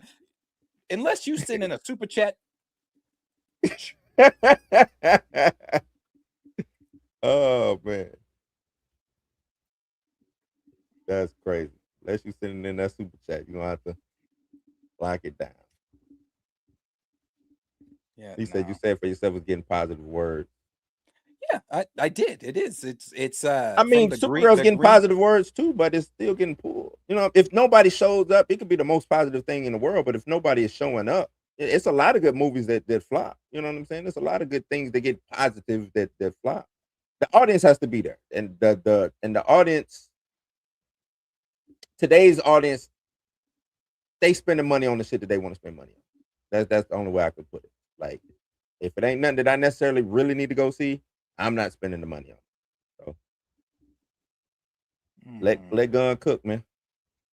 Payback, homie, I'm bringing CA back, and I don't do button-up shirts or drive Maybachs. All you. Still no Billy for MJ. When it does, I'll send more. Well, you better get your wallet ready, nigga. Get ready. To send a whole lot more. That shit is about to cross 990 this weekend. That means by next week or next weekend, it's gonna be over $1 billion. Yeah. And I tried to tell. We ain't even on Michael yet. We're not on Michael yet because that is a topic. Hey, so Arthur, you better get your money ready. That was for all the channels too. I just want to remember that was everybody's channel. So Better get that wallet ready. Work some overtime. Yeah. Okay. What else on DC? We did Supergirl. We spent too much time on her ass. Talked about Clayface a little bit. The new Batman. So they say, according to John Campia. According to John Campia, there is a new Batman, and Cryptic HQ, I believe it was, that said it was going to be played by what's his name? I'm seeing it here right now. Oh, here it is. He was going to be played by Tom Brittney. Here, I'll go to let me put him on the screen here. But it was going to be played by Tom Brittney, to where Jeff Snyder said on the hot mic, no. Jeff Snyder said on the hot mic that the actor that they get the actors that they've been talking around for Batman are going to be in their 50s. And this is what I was talking about the other day when we were talking about. Oh, it has to be. Gotta be doing Damian Wayne. We were talking about Damon. That's why when I said so, this Batman's gonna be older. Yeah. 50 is I mean, he wasn't 50 in the comics when he had Damon, but I need to be 50. He could be in his 30s. Yeah, comic wise, he was in his 30s. Yeah. I think they want to differentiate. I think they want to separate the Batman, since both of them are going to be running simultaneously. If they have plans of doing more Matt Reeves Batman, and then you got James Gunn setting his up, there's got to be the only way. We've never really seen it done before, but I guess just kind of thinking it through, if you make them polar opposites, then it helps the audience to delineate between the two. Yeah. Which is dumb. Yeah, it is. Probably shouldn't be running two Batmans at one time, but yeah, that's where we're at. But that's where we at. Now this is not this name Tom Brittney here is not official from anyone. This is just coming from, Beyond Reporter. I said Cryptic HQ. It's coming from Beyond Reporter. When John Campia said on his show, he was talking about it. He said he said he knows the name, but he can't say the name right now. Doesn't want to say it and spread false information or whatever. So yeah. I don't think it is him. I was watching John Roca earlier today, and he said he heard the same information that John Campia heard, but he kind of made it seem like it's not Tom Brittney. It's not him. He said that Tom Brittney's name has been out there for a long time, ever since way back when Army Hammer and all of them was in the mix for whatever they was going to be playing. So he was like, nah, it ain't Tom Brittney. But he said whoever John Campia heard is the same person that he heard. I tell you what, he better not be 50. I don't want a 50-year-old Batman. Yeah, I think that's stupid. So if Batman is 50, if he does a 50-year-old Batman, I don't care like we were talking about on your show the other day. I think it's stupid, this whole two Batman caring about two Batman running around. At first, I thought, oh, that might be kind of, but now I'm at the point where if just do it, shit, who cares? But this 50-year-old Batman, that again does not bode well for my vision of the league in the DCU. We have a 50-year-old. I know y'all keep telling me the stuff that's coming, let him cook, but this stuff, I told y'all, well, the stuff currently is not for me, so I'm gonna just wait at my table while he's cooking and just keep waiting because this stuff is not for me. I'm waiting till we get there, but like I said, a 50-year-old Batman. Yeah, it takes away the Superman dynamic for me. It takes away the world's finest. You know what I'm saying? Yeah. It takes all of that away from me with the 50-year-old Batman. In this case, and I don't want Pattinson to be. I don't like Pattinson as Batman, but you might well just figure out a way to usher that into this universe and make it official because that's stupid. A 50-year-old Batman. That's just dumb. Yeah, it's crazy. It's crazy. A 50-year-old Batman with this young, spry Superman that we've got. That's not just not what I want. Not what I want. Now, if they want to make a grizzled, hey, I've been on the scene for a minute. I've been doing this, you know what I'm saying? Batman, mid-30s. I'm fine with that, but 50-year-old Batman? So how does that work then? Because if you have a 50-year-old Batman, then that means you have the Bat family. And if you've got the Bat family already and she's doing Teen Titans, so the Titans are a team before the League was a team? I don't like any of this. We're just doing stuff, bro. We're just doing stuff. So you got the so okay, if seriously though, and this is again, we don't know, grain of salt. He may not be 50, shit, he might be in his 30s. But if he is in his 50s, again, you've got the Bat family already established because you would have Dick Grayson leading the Titans, no? You would think. You would think. I don't know. What is the so no is the dynamic duo? Is that canon? Is that gonna be canon? No. You talking about the one from the Titan show? I think he said that live action show. I think he said dynamic duos was not canon. Let me double check though. They gonna do the old school Titans, the old Titans. Well, no, that would still be Dick leading the team. There was a team before Dick, wasn't there? No, it should be Dick, Cyborg, Beast Boy. It should be Dick Grayson, Starfire, Raven, Cyborg, Beast Boy. And if you want to get messy and Diana. So all of that stuff that was happening in the Titans TV show, none of that was that was that was no. Got you. No, that Titans TV show was dynamic duos is not, because James answered that his damn self on Twitter. Somebody said, "Hey James, is dynamic duo being rewritten to be a part of the DCU?" And he said no, but he could be lying. But I don't know. He'd lie about that one.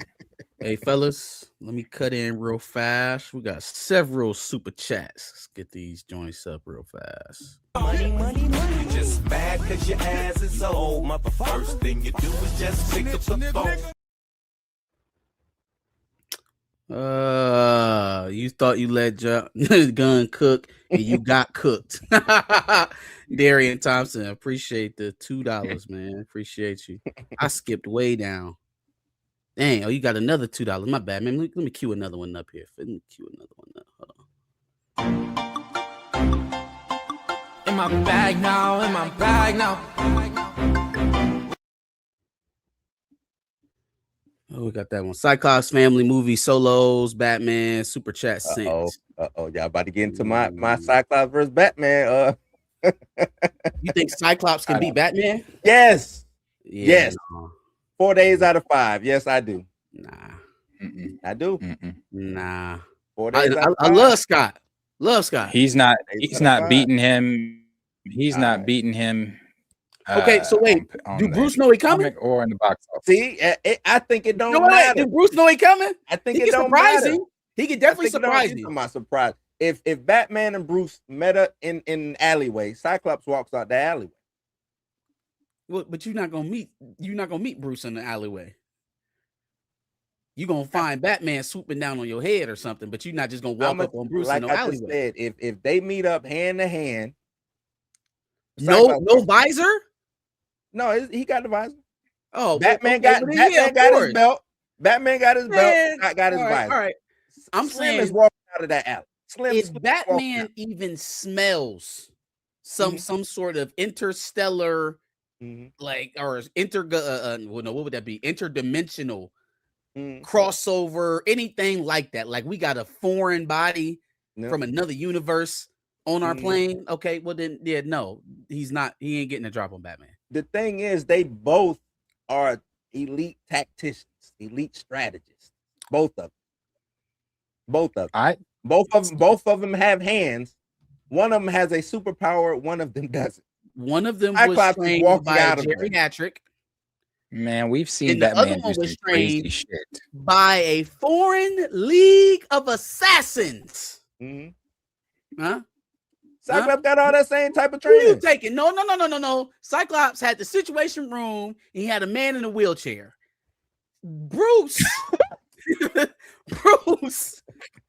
had killers on his ass day and night. What you think the danger room was? 3D models, holograms. That's what it was. Holograms. They could actually get hurt. Let me ask you this: Who been on the run from mutant killing robots? Damn near half their life. All right, man. All right. Well, we talking about the worst thing that ever happened. But he had to fight Superman. He ain't never. Scott, how did that go? How did that go? Scott ain't never. How did that go?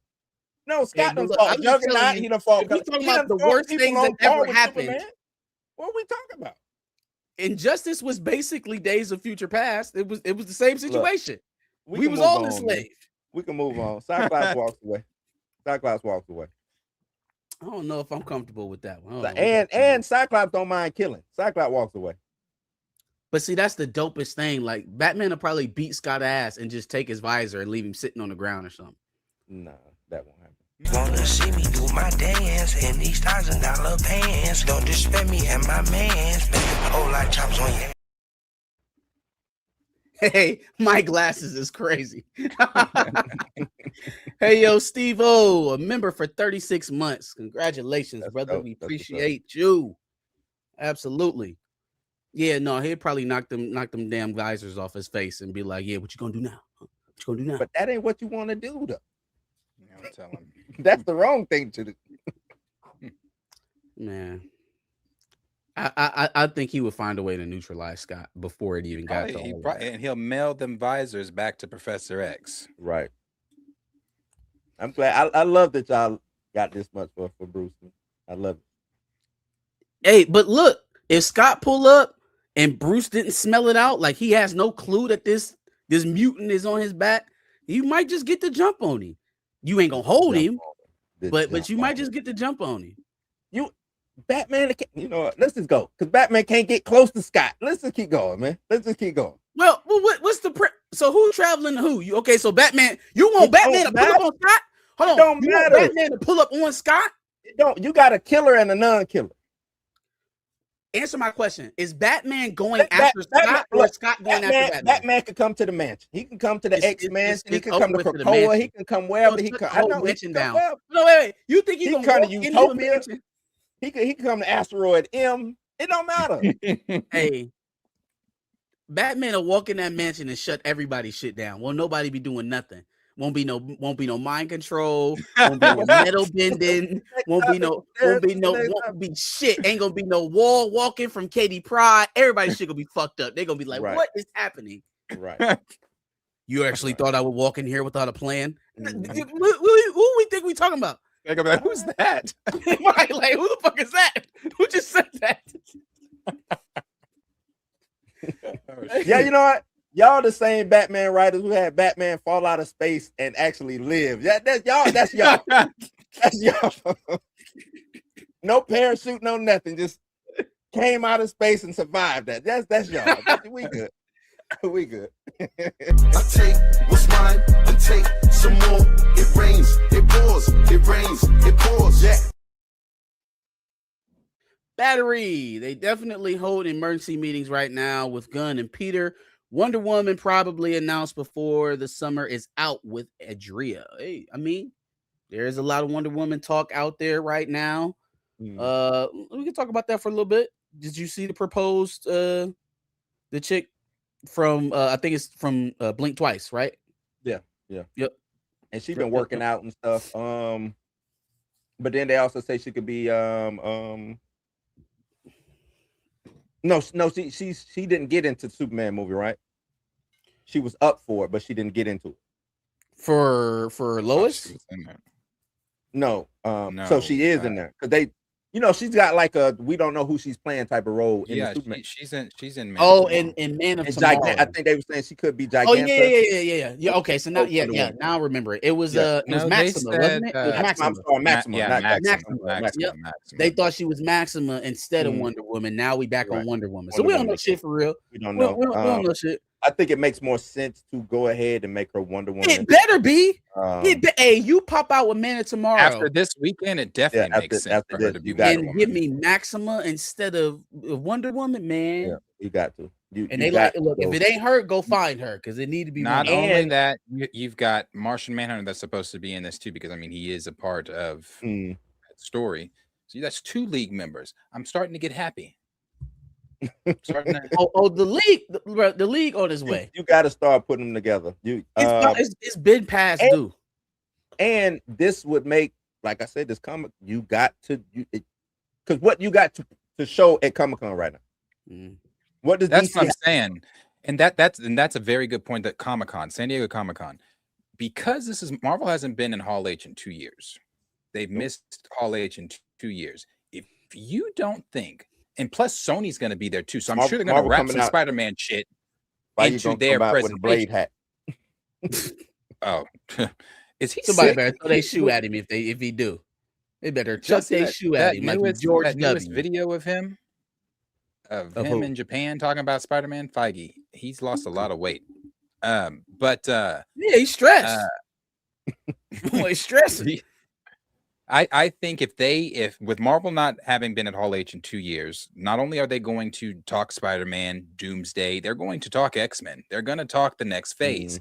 So you want to try to outdo that. If I'm Gunn, because you were the one throwing shots talking about, well, we don't do movies with unfinished scripts over here.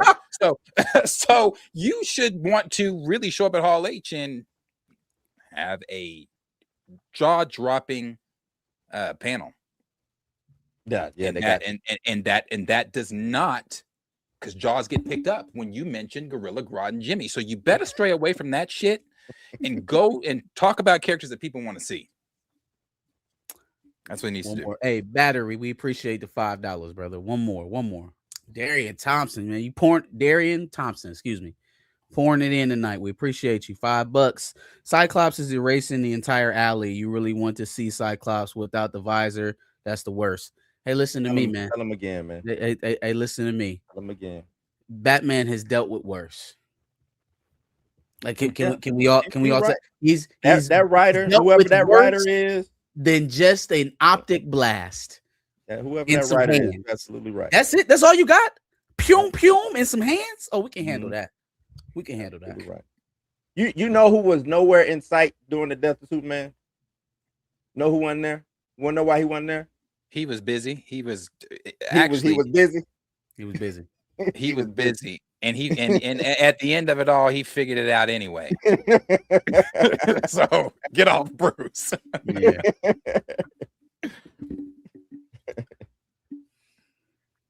Yeah, no, man. If he knows you come, first of all, if he's coming to you, you have no shot. You have no shot. It's already over. It was over when they hired Batman to come get you. And then if you coming to him, you better come quietly. You better not leave any trace of you coming on your way. And then you might actually have a chance. You can get the drop on it. Don't let him go tell the Bat family. Have everybody roll. Go get him. Go get the Bat. Come on. You know what? The Summers family against the Bat family. Well, now that gets a little that gets a little more dangerous. It's a bunch of humans versus. Hold on, man. I said one Summers family. Human. I said one human, not a bunch of them. I just said one. You're trying to bring in Cable, Rachel, and Jean. We not even gonna go there, man. We're not gonna do that. And we talking about Rachel. You talking about Hope? All of them, his brother, Yeah, Hope, Rachel. and all of them. Just come on, man. Yeah, no, that's too much. It's too much. All right. What's up next, man? Got through super chats. We done talked Supergirl. We talked about Batman. We talked a little bit about Game of Thrones earlier. Next, What's going on with these Doomsday leaks? What is it something that I don't want to hear? Is it going to ruin the movie if I hear it now? It is a whole plot. Yes. The whole plot to the movie? It's the plot, but like, it's not like it's like an overview. It's like a long overview of the movie. Yeah, it's like a long overview. It's like a long overview. This is according to John Campia, this Reddit leak, because he says he knows how the movie. Him and help me, Robert. What's his Robert Meyer. Yeah, they know how the film is going to end up, how it's going to go, and blah blah blah, because they've, I guess, seen the script. So they say that this is the one that John Campia says it is legit as well. He said a lot of shit. He does, but remember, he also told you look at Tobey Maguire's dick, and he was right about that. He was right on that one. He was actually in that damn shit. But I mean, I can read this if you want me to. Don't read the whole thing. Just give me the footnotes. Because I don't want it to ruin the damn film.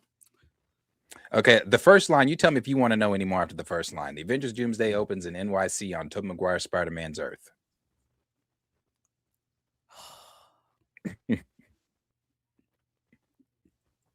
Yeah, I can already feel where this is going, and the disrespect is growing. The disrespect, what they gonna do to my boys' universe. Jesus Christ. Go ahead. Y'all want to hear it, I guess. I got a question. Before you go there, I got a question about that, man. Why did they have to be in New York to do what they did? I was at the gym today, and I'm like, all right, they go to New York to plant the bomb. Why they didn't plant it in like rural Georgia or somewhere hard to get to? Yeah, like Appalachia, Alaska. So like, why are they in New York City where they know Spider-Man is at? Like, I don't. Go ahead, man. That was just my thoughts as I was. Yeah, you know what? It's a world-ending bomb, so it shouldn't matter where I planted it. You know what I'm saying? That's just. Go ahead. Let me get that. Okay. All right. Avengers. So this is one of two. The second one is like 3 lines, though.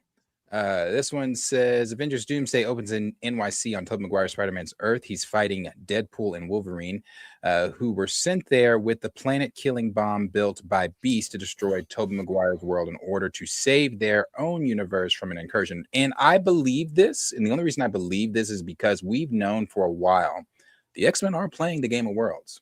Mm-hmm. They are out there killing universes so they can survive. So is that what's going on in Spider-Man with Jean Grey? No, I don't know. They actually, this is gonna. This is not official from Marvel, but they say it's not that world. Oh, it's the. But there are reports. There are reports saying that Famke's Jean and that Jean have a very strong. Either they're the same person or they have a very strong connection. There's this reports are saying. Also, reports saying that Brand New Day don't have shit to do with Doomsday. Mm-hmm. Okay, that was always the report. That's a bummer. It's a waste. What a waste. They go on to say Toby's. Let me see. Toby battles Hugh Jackman's Wolverine, who manages to plant the device. Wolverine stays behind when it detonates. And both he and Toby's Spider-Man, along with everyone on the Earth, are killed. Deadpool escapes and returns to his own Earth, which we see in the distance. Charles Xavier watches the destroyed world below with sadness, but they had no choice. When they cut to Tony's funeral, Steve speaks. What the fuck? Steve speaks with some of the heroes, including Tony's funeral. Is this in game? Is this in game? Yeah, so it's picking up right at the end of in game. So this is what I think is happening. Remember, we're getting in-game redo. Yeah, I know that. Yeah, I know that part. But I didn't know we were literally doing scenes from in-game. Yeah. I didn't know we were doing that. I think with this in-game 2.5 or whatever we calling it, you know what I'm saying? I think they're going to be adding scenes to it because from my understanding, this movie should be about or would be about 3.5 hours long. I think they're going to chop some of that up, put this on this new in-game release that they're doing, some scenes and stuff like that. Probably 30 minutes probably worth over there. And then we're going to pick up from whatever happens in game. Wait, you think they're putting they're gonna put the bridge from this movie to Endgame in a re-release of Endgame? Yes, that's the only way it works. I don't think they're putting anything new in Endgame outside of probably a post-credit scene. Nah, I think it's gonna be 30 minutes worth of new footage, and that's just me. I think it's gonna be 30 minutes of new footage. I mean, that would be the reason to go see it, other than me watching it for free on Disney Plus. Mm-hmm. Boy, this shit. But that's right. And that's why I think that, because why? I mean, but the post-credit scene, I guess, and the excitement of, hey, go watch this because it literally connected. That now they got reports saying that Doom, and I'm gonna finish reading, guys. I'm sorry. Doom is obsessed with Steve. Listen, I don't want that. And why is he obsessed with Steve? What? He comes from the same universe as Reed. Why is he obsessed with Steve? So, but okay. Then they said, let me see, blah, blah, blah, blah. He watches. Okay. Steve speaks with some of the heroes, including Ant-Man, before returning the stones. Okay. Wow. He goes back in time and chooses to stay with Peggy. They have a son. Not to cut you off there. The obsession is the dynamic that we got from all of those Avengers movies with Robert Downey Jr. That's the reason why. So they're trying to keep that. Oh, I get that. Bromance. That don't make it make sense, though. I'm just saying, they just trying to keep that bromance going. They shouldn't. They should not, man. They trying to put the genie back in the bottle and sell it back to y'all. And I'm just sitting over here laughing like, man. This is Feige. This is what Feige does. Come on, man. Hey, listen, the characters are there. The band's all there. All the guys have come back. It still sounds like trash. I don't know if anybody else is working themselves up into a frenzy over this stuff, but some of this shit sounds a little boofy. Like there's going to obviously be some big spectacle, and they're going to use a heavy nostalgia bait with Toby, if all of this is right, to draw you in. But the story of it all, I've been said that we just about to yeet. We're literally we're going to yeet the last 5 years. And then add some characters into whatever we're trying to do now. They told you that. The Russo said, hey, this is phase 0. Phase 0. Yep. They basically telling you the last 5 years of headaches, bullshit, ranting. None of that matter. It don't matter. Let Feige cook. Okay. Man. Yeah. Let Feige cook. I gotta be both sides. From let the gun cook, I gotta let Feige cook. Let Feige cook. 750 load, and it's on the way, brother. It's on the load. It's on the load. I said, you know what?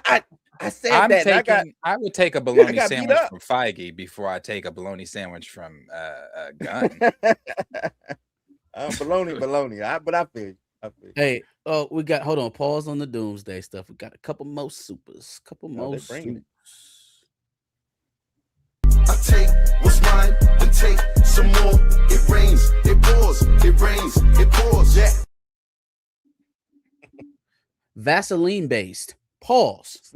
Nightwing cleans up Scotty. He getting hands. Damn. Nightwing. He said dick handling Scott Summers. If somebody would put hands on Scott, I would say it would be Dick. Dick is a better fighter than Bruce. Can we stop with this nonsense? I said say Dick Grayson. Oh, I thought you were saying. I thought you was pulling one of your pauses. I was saying no. His whole name, Dick Grayson. Yeah, Dick Grayson. Yeah, I mean, you said no. You know what? You think? Go ahead. Bruce at his prime versus Nightwing. You think Nightwing is better hand to hand? I think Nightwing is a better fighter than Bruce. That's all I'm gonna say. What? I do. Blue, I think Nightwing's a better fighter. Hey, is this satire? Do y'all? I mean, other than y'all reading the fantastical Batman stories, do y'all read like the Batman stories? You know what I'm saying? Like, is this satire? This is not real. This isn't real. Hold on, man. There's also just like a pedigree, like not just experience. Number one, not just degree of difficulty, because we talking about Nightwing villains versus Batman villains. There's I know where y'all going with it. I get it. I get it. And then there's the grassroots of it all. Where did you learn? Yeah, I get it. You got to go sleep in a fucking mansion every night after you was training. You know where I slept? On a bamboo rug in the middle of the floor with a bunch of other sweaty MS. That's where I was at. With a bunch it was one heath fire in the middle of the goddamn harem. That's where I was at. Ain't no mansion. Ain't walked upstairs. Kane is a better fighter. Like, yeah, it's a ton of better fighters than Bruce in the DC universe. They don't understand the DC, so they don't get it. Well, none of them are on the league shit. None of them are on the league. None of them have fought intergalactic beings. And Nightwing has. Yeah, Nightwing. Not Cassandra. Nightwing gets down, man. Nightwing get down. I think, and when I say a better fighter, it's because Nightwing has the acrobatic abilities and things. He's more athletic than Bruce, stuff like that. Bruce is like an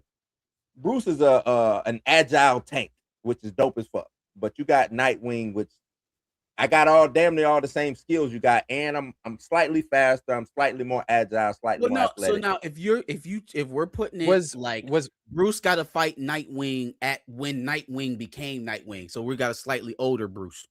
Okay, maybe then the edge is a little slightly towards Dick. If you saying Bruce at his prime, so we talking about little boy Robin still running around on his hip. You think that version of Batman is losing to Dick Grayson?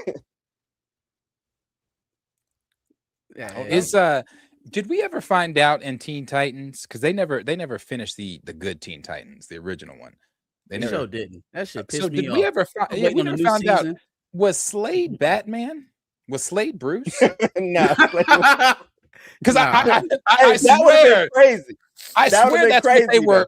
Isn't that what they were trying to make us think? Though that Batman was out there doing crimes to try to make Robin himself.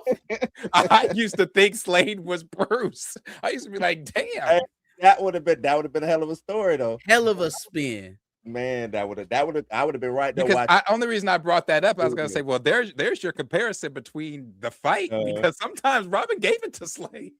Sometimes he'd knock Slade's face off, and all of a sudden it'd be an android. It'd be a fucking robot. They used to piss me off. I used to be like, damn, who is it? Who is he? I swear I thought that shit was Batman. That's Slade, man.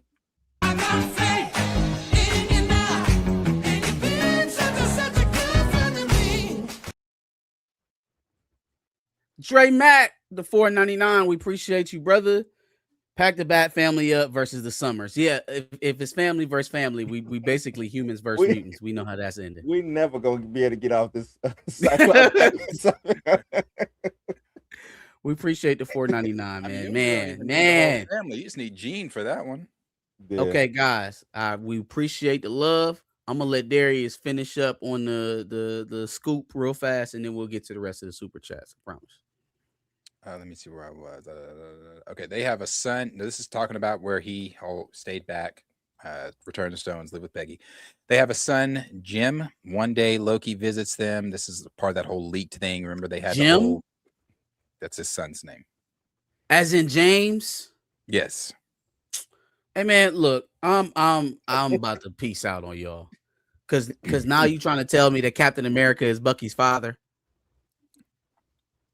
No. How are we doing this weird shit? Why we can't tell another movie? Why are we going back into the movie that we already did and trying to draw another movie out of it? No, this kid is not Bucky. Are we sure he went back in time? It's not Bucky. Married Peggy and had a baby named James. Named him. Oh yeah, no, James. Yeah, You're right. Would have been already alive. Yeah, don't work. Yeah. You're right. You're right. Okay, my bad. Named his son James Bucky Buchanan. There's that whole cartoon of this character of James Rogers from Earth, whatever the fuck. So remember that cartoon? Yeah. Okay. Gotcha. Yeah. Some people believe that he might. I don't know. Anyway, let me finish. Where we blah blah blah. Okay, so remember how they had that whole thing where they nicknamed Cap's house on set Luke Cage's house, and there were those three people that were there that they were saying are on set, and one of them was Tom Hiddleston's Loki, blah blah blah. So this is that part. Loki visits them. This is before the Loki season 2 finale. What the fuck? What? Before the finale? Why didn't we see that? Why would you Is put this that in before the Loki? finale though? How is this before the This finale? is how they trying to get. I'm trying to look, man. They trying to bring everything That doesn't. into But it. But only timeline things that wise, matter. When we saw every minute of what that doesn't Loki make was sense. doing, there was no downtime in between. It wasn't no time breaks. This would have been when he was trying to perfect his time sliding abilities. I'm But guessing. they I said don't know. before. His time slipping. Yeah. Oh, okay. No. Oh, you said. Oh, this is before season 2. This is before the season 2 finale. Oh, before the finale. But he couldn't like even his. I guess he did learn to slip Yeah, where he wanted to learned. slip, didn't he? Mhm. I don't like that. That would be my only guess. I thought this was after he was. But this should be him being the god of stories, or Yeah, it would make sense for it to be that would make after the more sense. finale, right? Yeah. All right. Anyway, so far, all right. This is before the Loki season 2 finale. He tells Steve about the TVA and warns him that they will soon prune this timeline because Steve was never meant to live there or have a son. Loki offers what? Why is It doesn't make when sense. would he have for him had to the know time? all of this When would without he have him had the sitting on time? this- Yeah, that makes sense. This doesn't make any sense. And then they stopped pruning timelines They because did. it all went into one, right? Maybe this happened in between season 1 and season 2. But I also felt like we sealed that off, though. I felt like we knew what was going on, but maybe not. Maybe he was actually working at the TVA and then he pulled up on Steve and was like, "Hey, look, Steve, you've got to go. You're not supposed to be here." He's gonna say, "Get the fuck out of my house, New York killer." That's what would happen. The last time we saw each other, it wasn't so cordial. And then it says Loki offers them a way out. He can take them to a universe where they don't exist and can live in peace, the Fantastic Four's universe. Before leaving, Loki gives Steve a special card to contact him. Steve and his family lived there for 10 years. So you're telling me? Oh, I get okay. Well, hold on. In that post-credit or not post-credit scene, at the end. Now, this is not official from Marvel. This is what the scoopers say. At the end of Fantastic Four, when you see that dad and his son watching that cartoon about the Fantastic Four, that's supposedly Steve and his son. That's what they say. Supposedly. As Steve and his son in the Fantastic Four ship. No. Remember at the end of the Fantastic Four when after they had won and everything, and they were showing how happy the planet was again, and going through all these different houses, and they went through that house and that family, that dad and his son were watching the Fantastic Four cartoon. That's the only time. That was the second time that we heard him say it's clobbering time in the cartoon. And then I'm gonna have to go. Fantastic Four wasn't high on my rewatchable list. So. I've only seen Fantastic Four one time. I'll show you. And Fantastic Four. I'll show you. All right. It's supposedly okay. So you're also let's go back also like a little bit during Fantastic Four. Remember when they had that jacket over the person and they only showed their legs and they were walking onto the Fantastic Four set? People were saying that was Chris Evans. Chris Evans was originally supposed to have a cameo with that scene of him and his son sitting, wasn't fighting his cap or anything, just going to be him and his son sitting on the couch, and that was supposed to, I guess, set all that up to let you know that's where they were, blah, blah, blah. But for whatever reason, they took it out. Now, I have the picture of it. I'll show you the picture. This is the picture of it. Where the hell was that? Hold on. Doomsday makes no sense. I'm trying to tell y'all, bro, this shit sounds like trash. This shit sounds like garbage. It also makes no sense because if I don't hear nothing about America Chavez in this, if she ain't a part of anything in this, they said she's not. They say she's not. They say she's not. Okay, why is it not sharing? There we go. So this image They went and dug up Doomsday, put some paint on it, and said, eat this. So this was the image, this middle image in the movie. I guess the camera was supposed to pan to the front of them, and it was going to show you that, hey, that's Captain America. What the fuck's he doing here? Skinny Steve. Yeah. So anyway, that's what they're talking about there. But then it goes back on and it says that would have never crossed my mind in that movie. Like I know they probably took it out because people would have really been saying, what the fuck? I know I would have. I would have been like, what? It's just random, but that pays off as connective tissue to this Doomsday situation. None of this shit feels right because we haven't been here. Like we haven't touched any of this scenario that's going on, any of the conflict, right? And eventually, through just sheer necessity, we're gonna have to get back to some of these characters that we didn't really want to see.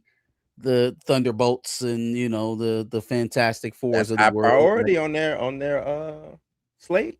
My understanding too. I'm just saying we gonna have to use those characters. So like, is it going to snap us out of our nostalgia bomb to be thrust back into Thunderbolts land or thrust back into First Steps? Eventually, you got to use them characters, and this story already sucks. If it's true. If it's true. I want to say, we then see Dr. Doom visiting Sue and Franklin. They clearly know each other. Doom says he has come to speak with Reed. He warns him about the incursions and reveals their universes next. He proposes a plan, but they must travel with him to Earth 616. Doom asks Reed whether it's possible someone from another universe is living in theirs. They scan the planet and discover an anomaly. Steve and his family. They confront Steve, who recognizes them after living there for a decade. They explain the incursions and ask him to come to 616 to help convince the Avengers to trust Doom's plan. Now, this all lines up with all the leaks and stuff that have been out there. So somebody could have just put this together, if real. They travel there, and Steve successfully persuades the heroes to listen. Next, they visit the X-Men universe, but the X-Men are hostile. They've survived multiple incursions and trust no one. They assume the MCU heroes and the Fantastic Four have come to destroy them and attack Reed and Doom. Reed and Doom explains their solution to build a massive cannon on each Earth that will permanently separate the universes and stop the incursions. They will split into teams, and each one of them will go to another Earth to place the cannon there. Meanwhile, Steve tells Thor he met Loki, who is still alive. Thor asks Steve to take him to him. Using Loki's card, they locate the TVA, but when they arrive, everyone is dead, and Loki has had his heart ripped out. They realize Doom is responsible. Steve goes back to confront Doom, who reveals his true plan to allow the incursions to happen so he can rebuild the multiverse in his own image and reconstruct his dead family. He takes Steve to his castle in Latveria on his Earth. There, Steve meets Doom's followers, masked witches. One of them impersonates Peggy. To manipulate him, Doom reveals that Steve's presence in their universe is what triggered their incursion because he didn't belong there. It also led to the death of Doom's family. When was he there? I was saying, why was he in Doom's universe? Is Doom's universe Fantastic Four universe? That's what they've said. So Alex said that today in his deal. Doom's Alex, Fantastic Four universe. Yeah, that's what he said. He said that. So today. then, but that time, why wasn't the Fantastic Four involved in the incursion? Why was it only his family? Yeah, that's why I'm confused on that part when he says that. Even the times, because what you just read was he went and got. When did Loki go and get Peggy and move him to the Fantastic Four universe? Right. So if he went and got Peggy from the universe that he was pruning and then brought it over there, how long was he over there before his family died or whatever? Like, I just get over here and your family died and it's my fault. What the fuck? Like, hold on, that shit makes no damn sense.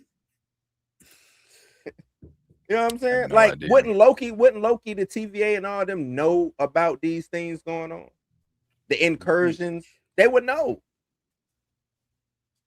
I'm just, you know what I'm saying? Like, I'm the TVA. I'm in charge of the incursions, damn near. This is what I do.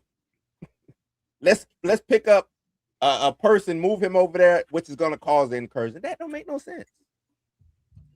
Yeah, I'm so confused how it only affects Doom's family. It goes on to say, Doom became obsessed with stopping the incursion, conducting dangerous experiments, one which failed, killing his family and leaving him disfigured. Okay, so did the incursion kill the family, or did he? Forcing him to wear the armor and mask. As revenge, Doom kills Steve's son in front of him. Wow, we took a turn. Doom announces that the Avengers are coming, and Latveria prepares for war. The Fantastic Four, the Avengers, and the X-Men unite to march on Latveria. This sounds awful. Thor prays to Odin. Thor prays to Odin, who sends an army from Valhalla to join the battle. A massive war erupts as the Earth begins to collide. A massive war. Hold on, this is it. A massive war erupts from Valhalla. He's in the space. Goes, we doing Lord of the Rings. We doing Lord of the Rings. Return of the King. It says a massive war erupts as Earth begins to collide. Eventually, the universe crashes into each other and are destroyed, killing everyone except Doom. It's revealed that he stole Loki's power, and this is the last part. Using them, he creates Battleworld, resurrects everyone, and erases their memories. They believe Battleworld. I don't like that twist. Why not just make it like it happened in the book? They believe Battleworld is all that has ever existed. We see them living new lives in this false reality. Doom sits in his throne as emperor. So there has to be some, though, like on a life raft, right? Or if we're doing life rafts, are we doing that? Because we're obviously trying to strain away from the book as a whole, with everyone dying and then being resurrected and memories wiped. So are there life rafts? Are there going to be any people that remember lives before? Because if not, then that's the end. There's no second part, because I think Doctor Strange and who the rumor is Doctor Strange. They said Strange, but Strange is still supposed to play the role he played in the comic. Well, yeah, so I think he's going to be one of those priests. I think he's going to be one of those masked priests following. Wanda's supposedly one of them. Yeah, it's really forget Miles, huh? Fuck Miles. Yeah, Miles ain't gonna remember. I mean, and it should be because in the books it was the Reed family was the Reed family. Yeah, Fantastic Four. They all remember it was. Who did they say? Well, yeah, in the comics, yeah, it was Fantastic Four. It was Reed. Strange, it was Thanos. And who else was on that life raft?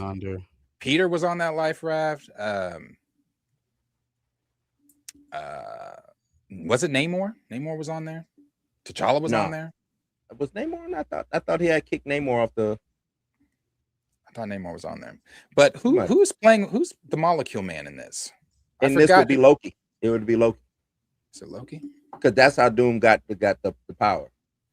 Ah, correct. Yeah. So that doesn't sound great. The X-Men are playing the Illuminati. I think they're playing the Illuminati role to this, I would say. So said that the Illuminati is going to be here, and they're just not going to be by their name. They mean just the mutants.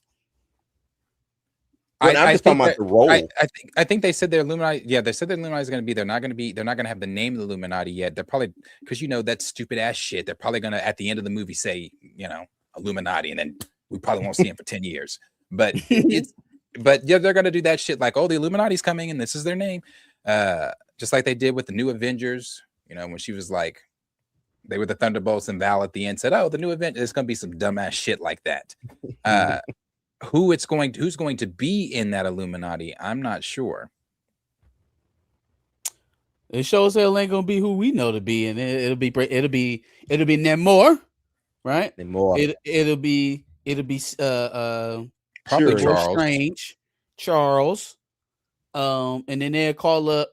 They're gonna call Shuri. They might use Beast, whoever is on the throne at the time, because they just play hot potato over there. We'll figure out whoever it is, M'Baku, little Toussaint, whoever at the time, and then we'll have them come. But it ain't gonna be who is supposed. They're about to have a 16-year-old on the Illuminati.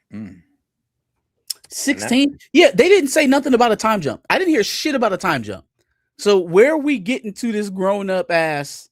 I think just inherently after Secret Wars, there has to be some type of time something. Yeah. But we also didn't get any in that. We didn't hear any Shuri meeting up with the Fantastic Four and all them in that synopsis. No, we didn't. Nope. There's a lot left out. There's a lot of players in this that didn't get talked about in the synopsis. The story isn't strong, man. The story isn't strong. It's heavily dependent on how you felt going on 10 years ago now. This is it, yeah, that, and it's gonna be heavily dependent on spectacle. That's all it is. This is just gonna be a what they said, a cameo fest, big spectacle. You know what I'm saying? That's what it's gonna be, and that's what's gonna drive. It's gonna be Deadpool and Wolverine all over again. That's all it's gonna be. I mean, I hope not. And I am the only one that I know out of us three that tend to think not. I hope it's not. I hope it's not. This story is going nowhere fast. It don't sound good. And in all honesty, I won't call it disappointing. We haven't seen it yet. We don't know how it's going to play, or if any of this is even true. But let's take it at face value that it is, that this is where we're going. Like, this is what you got to from bringing back Joe and Anthony and Marcus and McFeely and, all of the 5 alarm resources that you got in Marvel. This is the best we could do narratively is to basically not correct the stuff that we've done over the last 5 years. No. We'll just forget. We're going to ignore the hell out of it. None of it happened. Don't even add, except for Thor's little gore daughter, little gore daughter down there. Gore daughter. Everything else just delete it out your mind, and we'll tell you what to remember later. But I think that's the that when we are looking back at the stuff that Feige and Marvel is doing in those 5 years, how do you make us forget? So I think right now their experiment is, how do we make them forget that bullshit that we did? How do we make them forget? This is like the only way we can do it. We're gonna just throw a whole bunch of shit at y'all that y'all remembered and liked, and hopefully we can get it. I'm gonna tell you this, and I know we ain't talking about X-Men 97 yet, but they don't need to do an X-Men live action. They don't. That 97, because I'm gonna be comparing everything to 97. I got told I was wrong on 97 season 2 so far. But since we can go there, I mean, it's still Marvel. If you're tying that into the X-Men showing up eventually, I'll tell you this. I enjoyed those 3 episodes. They were fine. Oh, you didn't like that thing? Oh, it's missing Bo. I've only seen the first 2. I haven't seen the third one yet. It's missing Bo? They are missing Bo. Okay. I thought it was fine, but when outside of the Mojo episode and my gripes with Storm aside, that season outside the Mojo episode was fantastic. Fantastic. I don't care for the Forge Storm episodes that great. Now, the dialogue that demon was telling Storm, that was some good shit. The dialogue, I feel like has even dropped here. Like every time in season 1, Magneto opened his mouth, it was like cinema. Now I'm like, oh, okay, well, yeah. Oh no, man, I'm totally opposite of what you're saying. I don't think we're missing Bo. I really don't. Salute. I think the first season was phenomenal. What was your favorite episode of this season so far of those 3? I will go 2, 3, 1. That's how I would do. 2, I haven't seen 3. He wrote the 1. 1 was all right. 2 was better than 1. The thing that I've enjoyed so much about this season so far is how many characters they're using. I hate. I do love that we be in these universes. And they be so close to the vest on who to use, especially in live action. But it seems like they get a little bit looser with the animation stuff. Yeah. We've seen Polaris, we've seen Alex Summers, we've seen Jubilee, Sunspot, we've done X Factor and X-Force. Quentin Quires in this thing. Right. Psylocke, Monet St. Corey was there. You know what I'm saying? Like, we've seen a lot. Emma Frost popped up here in the first couple of episodes. They have used a laundry list of characters already, and we only 3 episodes in. So I've appreciated that. But and then they've used them though. That's the thing. They used them all. Just a cameo. They actually used them to push the narrative along. So. Facts. I think a couple things that have stuck out to me very early is the dialogue, and it's not as strong. It's not. It doesn't feel as natural. It feels a little bit closer to what the show was in '97, like the original show. A little bit more clunky, not as human as probably you would like it to be. That was something that stuck out to me about the first season, is how they kind of modernized the dialogue a bit. Like it made it sound like they were normal people talking as opposed to comic book characters.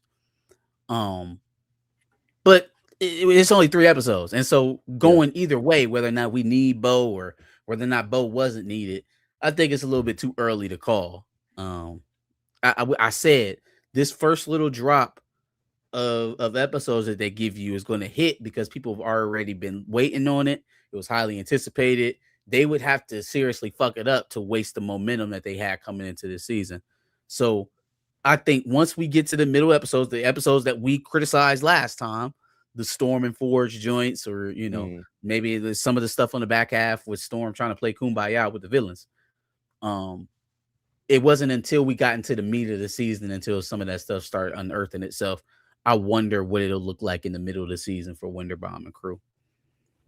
I think they keep it going. I think season 2 is going to be probably more action driven than dialogue. The first season was more dialogue. You know what I'm saying? I think this season is going to be more action, just based off of the things that's going. X-Force ain't never pace is crazy too. Yeah, like we moving at breakneck speed, and that's what I mean. Like we moving, we moving. You know what I'm saying? So I think it's gonna be more action driven, other than disposition. That's what I believe. As long as the story stays, that's what Darius is. I think if I'm right, you're saying the disposition is missing, which Bo had gave us in the first season. I think so, and it's like the tone too. Like, not to say there weren't silly, fun things in season 1, but this is probably just this doesn't mean anything. I didn't take my anything out of watching the show, but when Cable met up with Jubilee and Sunspot and they were eating, and he like slurped his straw or whatever. I was like, that threw me off a little bit too. I was like, that ain't like that. Ain't get down like that. I was like, I didn't like that. They got him scooched up in the damn. Yeah, I was like,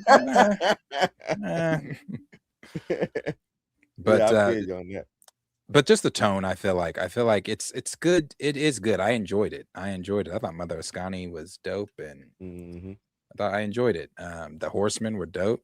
I was a little bit surprised when they offed War, but then they moved on from it so quickly, right? Like it just, the pace is really zooming. I think they would gain something from a little bit more balance. It probably would have felt a little bit differently if they'd have leaned into it. I think it was meant to show that X-Force is how we ain't the X-Men, dog. No, and that's cool. I'm just saying, as fast as they're moving through these episodes, sometimes it would behoove them to break and sit in that moment for longer than what they did, and just moving on to the next exciting thing that's about to happen into the show, because you don't fully take in. Jubilee didn't sit with it long enough. Like Jubilee or the rest of the team. It's like, okay, y'all might be X-Force now, but this should be a character change for everybody except for Cable and Archangel. Archangel. Like everybody else should Psylocke, I guess. But like on principle, based on what we was doing before all of this shit went down, we should kind of cringe at the idea of killing other mutants, especially. Nah, he got to go. Yeah. He fought with Apocalypse, he got to go. But the Horsemen are expendable. That's like why they're there, unless it's like a Gambit or Wolverine or an Archangel. And that probably was making room for Gambit. Yeah, he is definitely going to be one of the Horsemen. He's probably going to send Gambit out next. He was one of the worst Horsemen to me, but But yeah, like I said, I think so Blue, if you like this, why don't you think they should do in live action? Because of how dope this is. I don't think they can pull it off. And I think they're gonna fall short. I just think they're gonna fall short. But look what's working in the X-Men 97. It's all the mutant hate stuff. It's the racial animus stuff. It is. That's what they want to avoid in the live action. I and know. So if they take that route, fall short. They will. You're right. You're right. Yeah. They're not gonna want to put out the racist, the bigoted, they don't want to show that. Look how they already setting it up. They making the black man the face of mutant hate from in them. They are. They're trying to nullify it already. I'm like, yep. I'm already peeping. But all he needs now is a Jewish sidekick, and they good. Ooh, oh man, okay. Well, let's go ahead and get on. You see, they didn't make Rama Tut black. Sure did. Nah. I knew that wasn't gonna happen. Well, I think at one point it was supposed to happen. I think that was supposed to at before all that shit went down. I think he was supposed to. I think every iteration of Kang and whatever was supposed to resemble Majors. I do like that they let Inside Benora be voiced by a black man. Yeah. Well, you got some black influence over there. You got Larry Houston over there. So yeah. Okay. Let's go to. Well, Darius, how would you rank the episode? Like, what's your favorite? To be honest, I'd probably go the order you did, 2, 3, 1.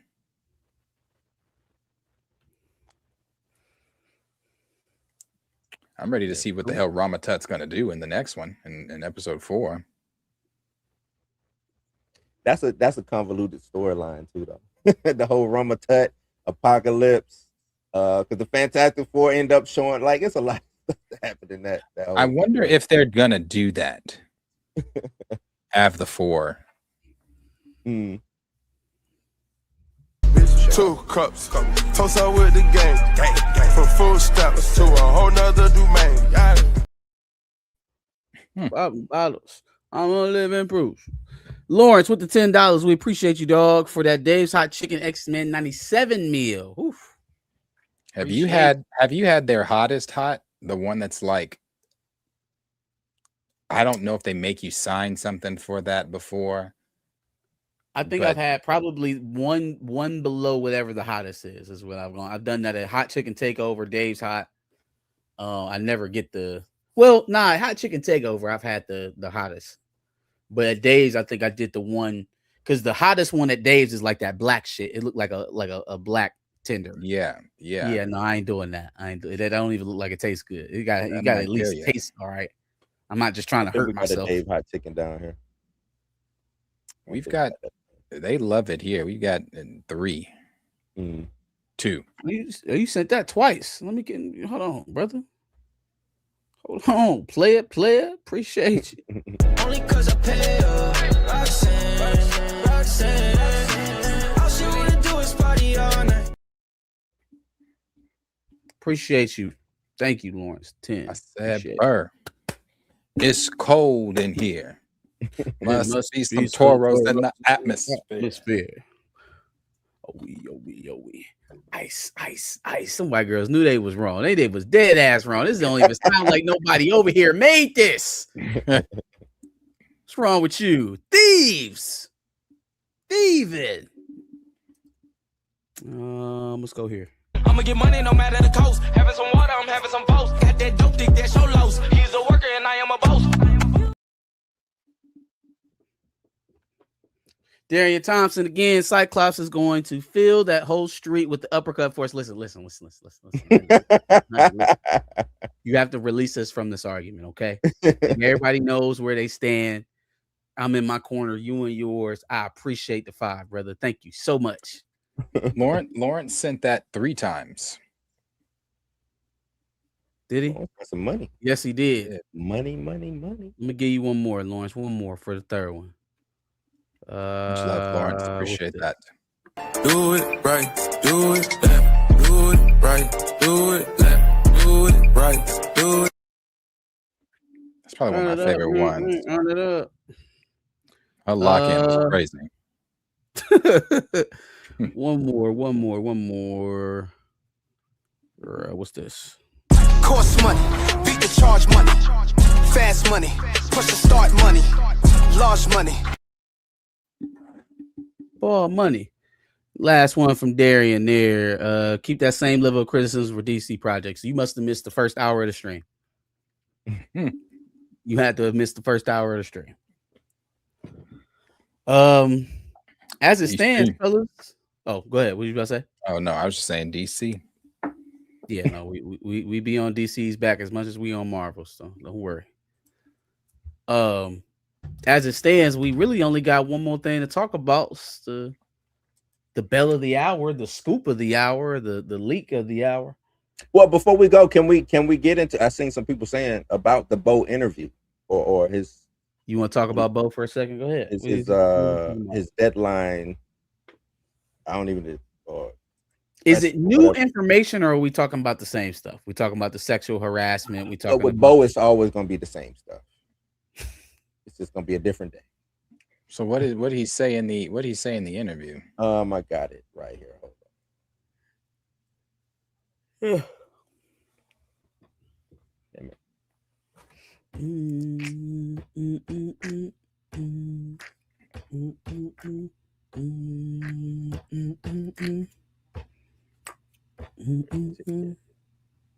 on. Says X-Men 97 creator Bodemire claims he was very honest with Marvel about his OnlyFans work.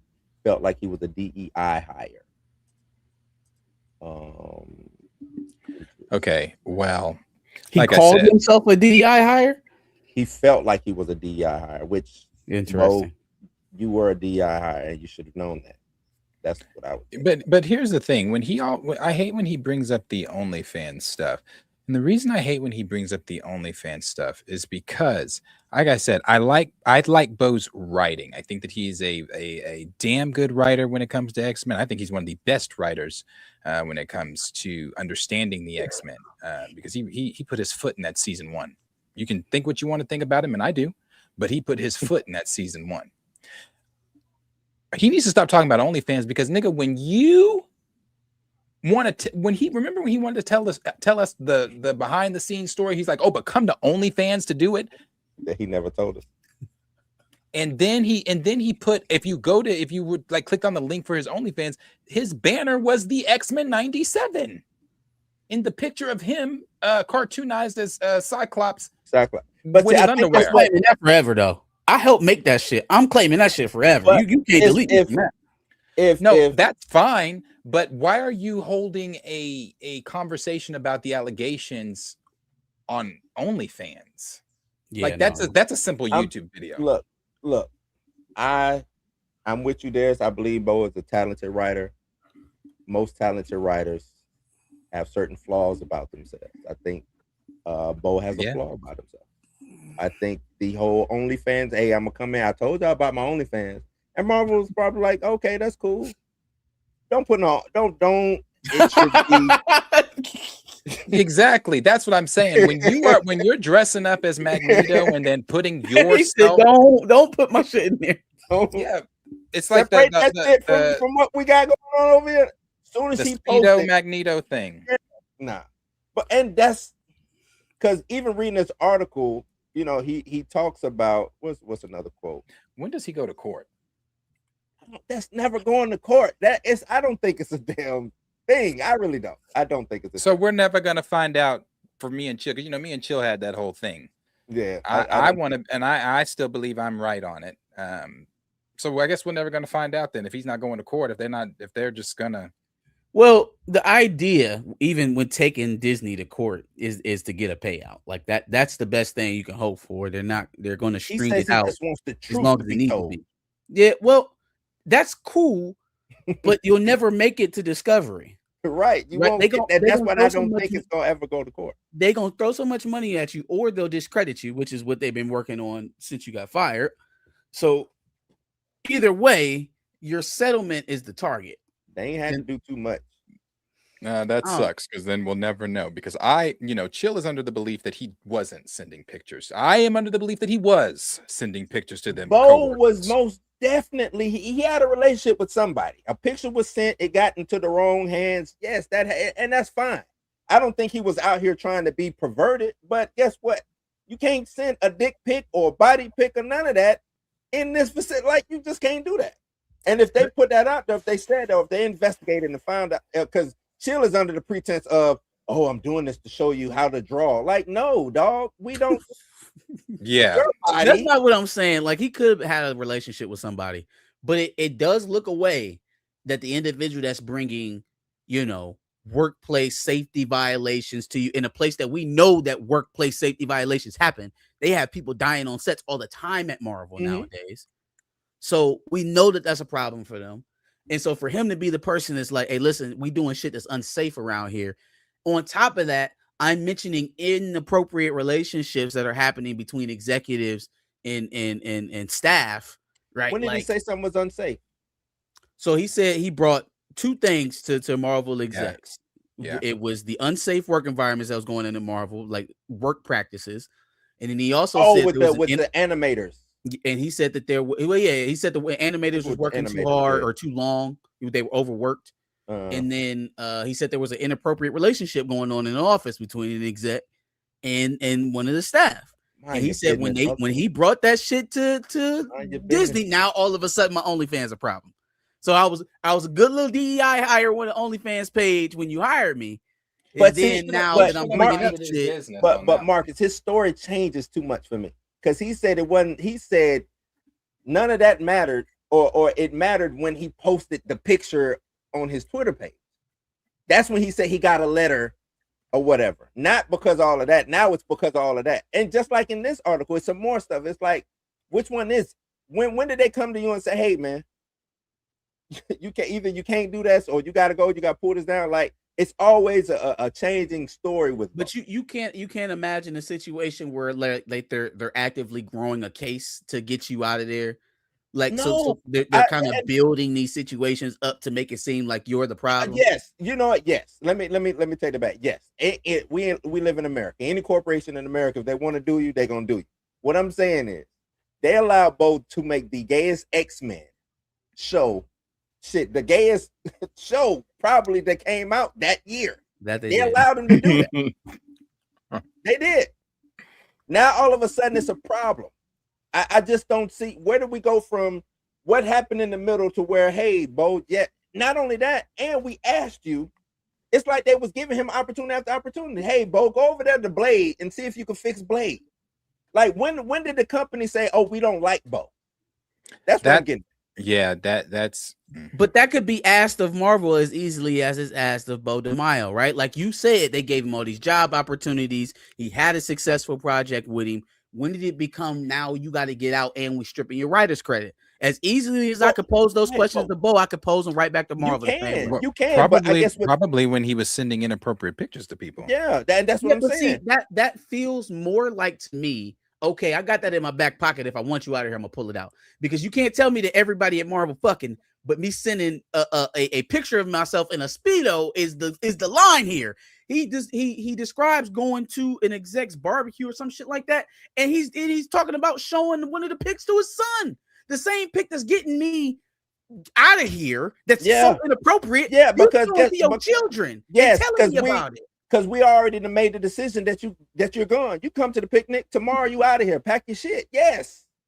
Yeah, but what I'm getting at though, Marcus, is why did it get to that point? How did it get to that point? That's my question. My question is, how did it get to that point? See, I don't know, man. I'm less interested in how we got here and more interested in how now you utilizing the infrastructure against me. Yeah, I am. Because why did it get here? Why are we here? Why did you send this picture, man? Yes, everybody, I'm for the parade. Because not only that, whoever's parading this picture around, they're probably more in charge than what Bo is, right? Their level in Marvel is higher than Bo. Bo, and even him coming out and saying, I felt like a DEI hire. Bo, you're a gay black man. Yes, you're a DEI hire. What are you not understanding? Like, DEI hiring was a practice during that time period. Not you felt like it. You should have known that that's what you were. You see what I'm saying? So you need to be on your P's and Q's. I think he got there, got comfortable, and started sending out dick pics or whatever he sent out. And now, it's to me, Occam's razor makes way more sense than trying to say, "Oh no, they're trying to bring Bo down." It seems like Bo was up, and then, like, why do I need to do jujitsu? I think the exec wanted some booty, and he ain't get it. And so since he ain't get it, it's like, oh, now the shit inappropriate. It wasn't inappropriate or HR worthy when you were showing my shit at your barbecue to your kids. Maybe, but maybe Bo shouldn't have been tooting it and scooting it there for the exec to even want some booty. I don't think he was tooting and scooting it. It was wait a minute. So are we working under the premise now that Bo was? I'm not. That was Marcus. Somebody wanted Bo. What? Look. Hey, listen. I know what happens. Definitely. Yeah, I was about to say they ain't surprising me at all. No, it's not surprising to me at all. I'm just like, I don't feel like it's not surprising. I could definitely see that happen. I could definitely see, like, because I mean, look at the Republican Party. They can't get together without Grindr. Man, they crash the Grindr out whenever they come in town. So, it literally crashes whenever they pull up. I get it. I understand, but I'm just like, are we like? I don't know. I just feel like that's not his scenario. I feel like that nigga put his Speedo, his Magneto helmet on, felt the magnetism, and sent some pictures out. That's what I think that's what it was too. But is that a fireable offense for the best thing that you've had on Disney Plus since you started? Well, the thing is, and I don't know Bo's disposition. I don't know his demeanor. Let's say they brought it to Bo. Hey, Bo, Jimmy over there, he's saying that, and possibly, and this is just me throwing this out here. I don't know if Bo went off on whoever he went off on. Yeah, I sent him my goddamn. I don't know. I don't know. He was too loud, and he was just a little bit too. Oh, he definitely don't strike me. The way that he was talking about Jaylen Brown right now. Oh, he thought he was the smartest guy in the room. He thought he was as good as Jason Tatum. I mean, yes, but about Bo. Yes, but no. I do think that they thought that about Bo, but I don't think. Oh, he's one of those uppity ones. He one of them uppity ones. Yeah, I don't know if Bo doesn't strike me as the. You don't got to be pro-black to be uppity. You just got to think you have some worth about yourself. Oh no, I definitely think he's uppity. I definitely think he's uppity, but I don't because you said he was loud and stuff. I definitely don't think he's showing up to the party with no black hat on. He's definitely not put. He didn't put the black hat on when he was writing. Nope. I'm not saying that he necessarily has to accentuate his own blackness. Him being black and being successful and being in the space of these people is enough to be an irritant. Yeah, is enough to be an irritant. Who you think you are stepping in these halls? Executive producer. But from who?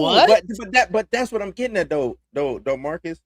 We hire people from the same people that killed T'Challa in every universe. But we the same ones. We hire you, right? We give you EP credit. We give you carte blanche to run. But you just said he was a DEI hire, so all that makes him look good. All of that makes them look good. It does, but then at the same time, which means I don't have to go through all of that to get rid of you. That's what I'm saying. I don't have to go through planting some. It wasn't planted. It simply just wasn't a problem until it needed to be a problem. It was convenient. But whose fault is that? If all I did, look, man, I'm not saying it's the most normal thing in the world. Marcus, if you I'm not saying it's the most normal thing in the world. And your boss let you come to work late every day, and you're like, well, shit, he let me come to work every day. And then as soon as one day he said, you know what, man? Pack your shit. You came to work late. Whose fault is it? Wait.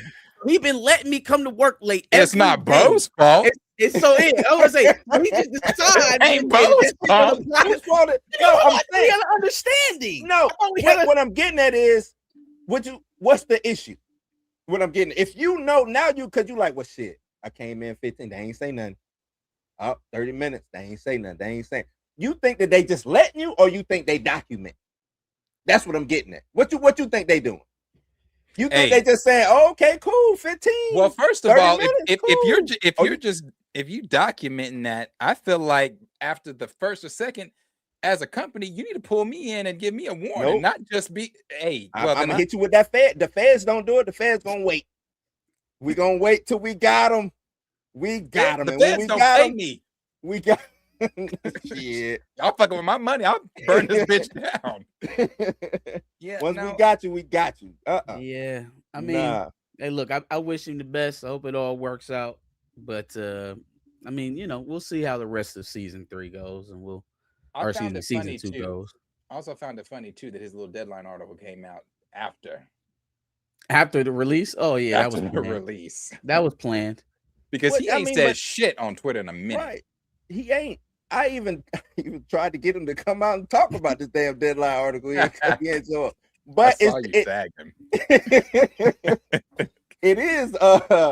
It is convenient that Deadline drops this, or both talk the Deadline, or whenever this was done, that this drops around this X-Men 97 time.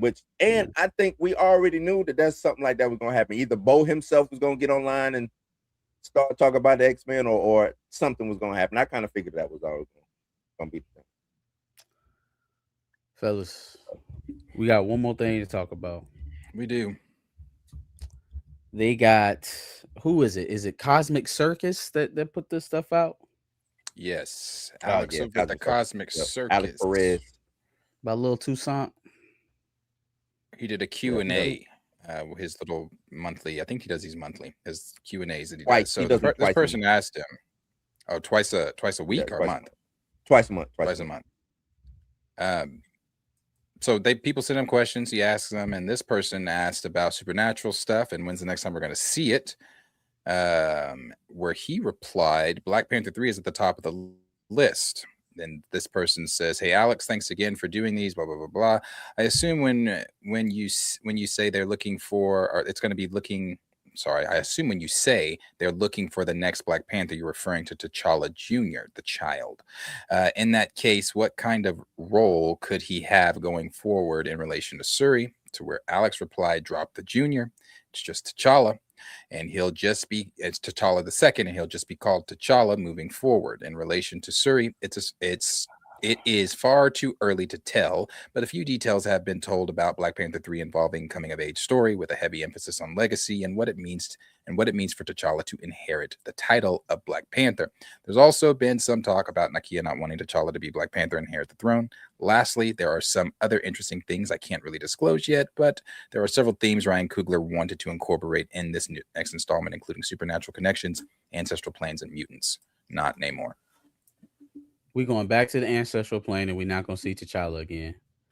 Nakia wants to repeat the mistakes of now 2 fathers of disbanding a potential heir from their homeland and making them grow up somewhere else.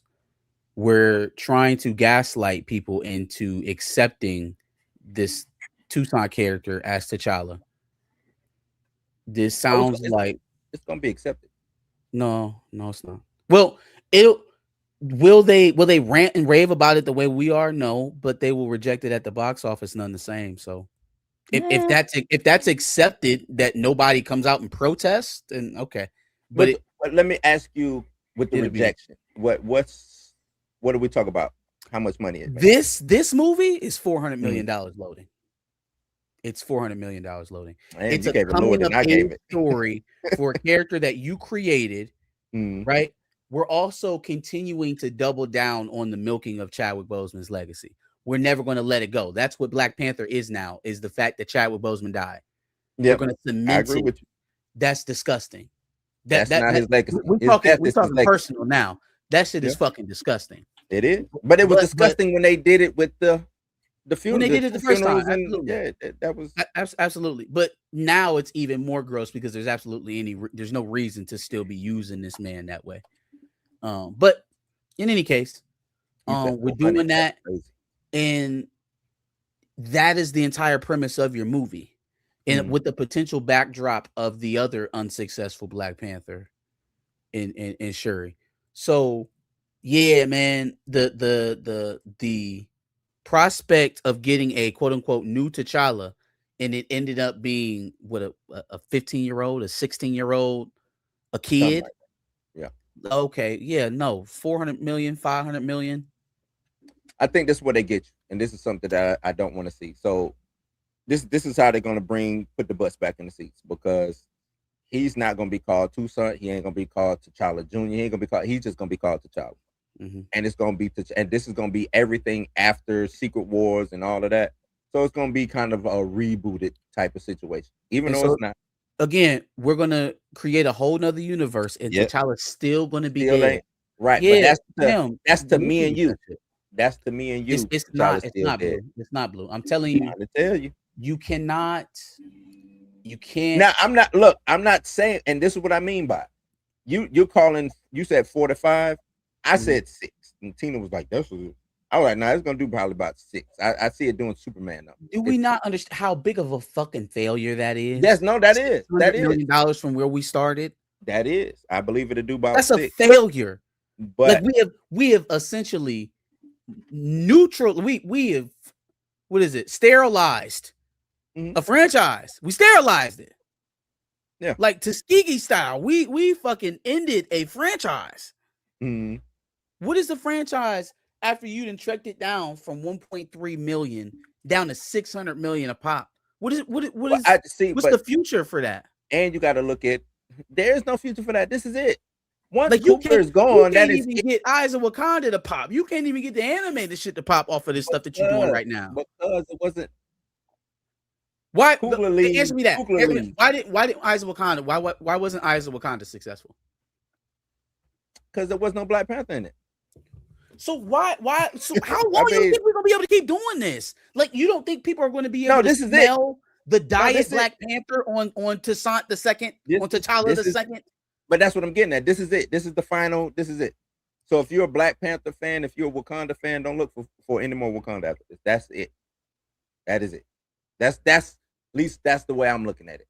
Coogler leaves. He's going over to Netflix. I believe he's going over there full time, not just to do TV. I think he's going over there to. And your parting gift is to permanently stunt the franchise. It is because I like Coogler. I think he's a dope director. But I think the whole friendship, the whole weird team, we're unit. I think that's full of. I think he was full. I think they're all full of shit in saying that.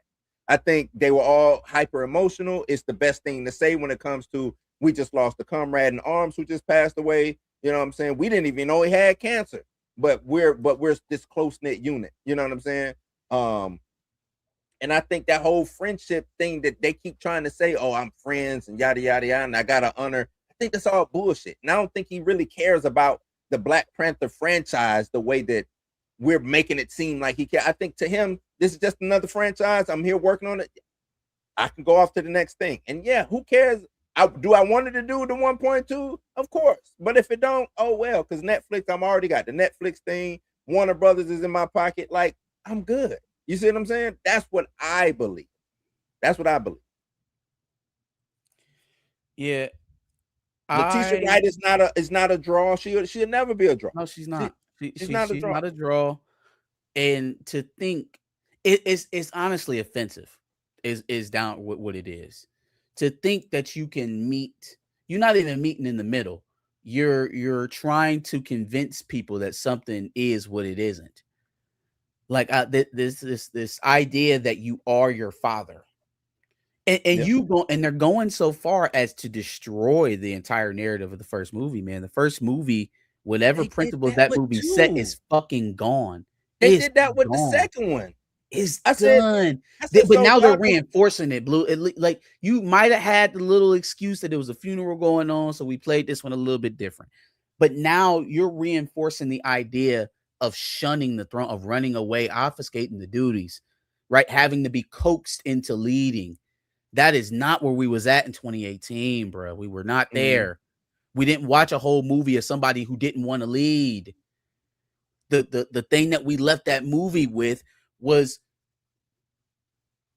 leaving. First of all, the sins of your fathers ends up affecting all of us going forward. And then number two, detaching your family and leaving them out for dead, or very least away from their homeland is could be catastrophic for all of us. Trying to cut somebody off from the family tree like that could be catastrophic for all of us. How it could even be explained by Nakia that that's a good thing. How she doesn't. You don't see the parallel between your son and Killmonger? You creating another Killmonger? Yeah, but remember, so and somebody said that Coogler does not care about Black Panther because he cares more about Killmonger than Black Panther. So that's why you're getting the repeat. Who keeps showing up? Who keeps showing up? It ain't Black Panther who keeps showing up. It's not T'Challa who show. They could, like we've always said, they could have easily waited, recast it, and kept it pushed. Right? Could have did that. Could have. It was plenty of ways for them to come up with a storyline to recast or a storyline to make him disappear for a certain amount of time until they got their shit together. Coogler wants Michael B. Jordan as Killmonger. That's it. Killmonger came back for part 2. Now, like you said, the parallels between Killmonger and the Bastard Child, it's the same fucking thing. It's like dead on, boy. It's the same thing. Man. So when he does become of age, T'Challa, and he goes into the spirit realm, who you think gonna be there in the ancestral realm? Who you think gonna be there? It ain't gonna be Chad. I mean, it ain't gonna be T'Challa. It's gonna be Killmonger. Yeah, man. We all know that the lore has been bastardized. Like that was for sure, even after the first movie. Mm-hmm. But I guess I thought at some point, out of sheer just competitiveness or wanting to be good at it, like you don't want a continuous diminishing return. I guess you got the flex a little bit with the second movie and say, hey, well, that franchise made over $2 billion. Like that sounds cool in theory. Right. But then when we're all said and done and you lost money each time you came back out after the first one, it don't look so sexy. When you tell me that, we're going to finish this thing with $2.5 billion and over a third of that, like 40% of it came from one movie. Yeah. Yeah, dog, you didn't do about shit. And now the long-term trajectory of the franchise has been affected because you introduced it to the masses as some secondary hot potato ass, your turn, take the baton bullshit that they don't see recreated on anybody else's superhero shit. They don't see it in Batman. They don't see it in Spider-Man. They don't see it in Superman. They don't see it anywhere else for Superman. They don't see it with Thor. Don't happen with James fucking Bond. John Wick ain't doing no bullshit like this. It's just you. It's just you and your franchise where every time we pop out with a new movie, it's somebody else in a goddamn suit. But not playing the same character. Shit is trash. But I mean, that's the hill that they want to die on, man. That's the story that they were sold on. They don't die on it for sure. I don't understand. Die on it for sure. I think they made it, and I think this is their own doing. You know what I'm saying? It's too emotional to recast, and then hearing people parrot that. You know what I'm saying? I'm like, recast has always been a regular Hollywood thing. Like somebody drunk, gets drunk, sexual assault, whatever. Hey, we got recast. We can't go with this actor no more. And a death. Yes, people die. I'm sorry, people die. And guess what? They recast. James Bond is still here. You know what I'm saying? When the guy from Spartacus, when he passed away from the same thing, I think he had the same cancer that Chadwick had. When he passed away, that next season was a new guy. It was a new guy there. You know what I'm saying? Like, so, and that's what I mean by the whole, we were the best buds and this is the only way I can honor my friend. I don't think y'all were friends at all, because don't honor me by destroying what I built. That ain't how you honor me. Writing my character out of the franchise. Don't honor me. Please don't honor me that way. And making it so that now every time we view Black Panther in the MCU, we have to be drawing on the legacy of Chadwick Boseman's death. Yeah, that's the worst part of it to me. Like, who gave you permission to do that? I can't even rest. Who gave you permission to submit his death into the future plans of Black Panther? Yeah, I can't even rest in peace. I can't even rest in peace because y'all using my death so much. I can't even rest in peace. Yeah, it's disgusting, man. But like I said, I don't think Coogler cares the way that we think he cares. That's it. And I ain't saying that to down Coogler. You know what I'm saying? I just don't think he cares the way I think. I mean, we've been doing this for almost 5 years. This recast, talking about recast. Anytime I talk about Coogler in relation to the Black Panther, for me personally speaking, it is to down him. Because I praise him with his work on Sinners. I praise him with his work on Fruitvale. I praise him with his work on a lot of his other work. But when it comes to his treatment of the Black Panther franchise, when it comes to his treatment of his so-called friend, he seems to either not give a fuck or he just completely doesn't understand it. As I've said this many times before as well, Chadwick helped write that final script. And your way of honoring him was to tear that script up and kill his character. And not only that, we're still doing this 4 or 5 years later, which I've said a long time ago. I had the epiphany that we'd be where we're currently sitting a while ago. We're still having this conversation of recasting T'Challa. We're still having the conversation of disrespecting Black folks. We're still having the conversation of him being the very first Black character, solo character by Marvel that, check all the boxes. We know all the stuff. We know it all for uncolonized nation, blah, blah, blah, blah, blah, blah, blah, blah. We know all the stuff. And we're still having this conversation. While y'all were sitting there talking, I was so silent because I was going through these different Instagram post comments. And the reason I went to the comments on Instagram, because I pulled up Josh's stream that he did he talked about this as well. I want to show this first, and then actually, I'll say this on the Instagram comments. It's not in. I'll tell you this. I'm shocked by the Instagram comments. The Instagram comments are not all Toussaint. The Instagram comments seem to be more so people saying, finally fed up with this whole where's the actual T'Challa. A lot of the comments were saying I would prefer to have the actual T'Challa. I'm shocked by the Instagram. I went to several different posts. Seen that from the repost from the actual the Twitter post about these leaks. Every and I know my algorithm is slanted for sure, but every repost I seen was, man, I ain't going to see this shit.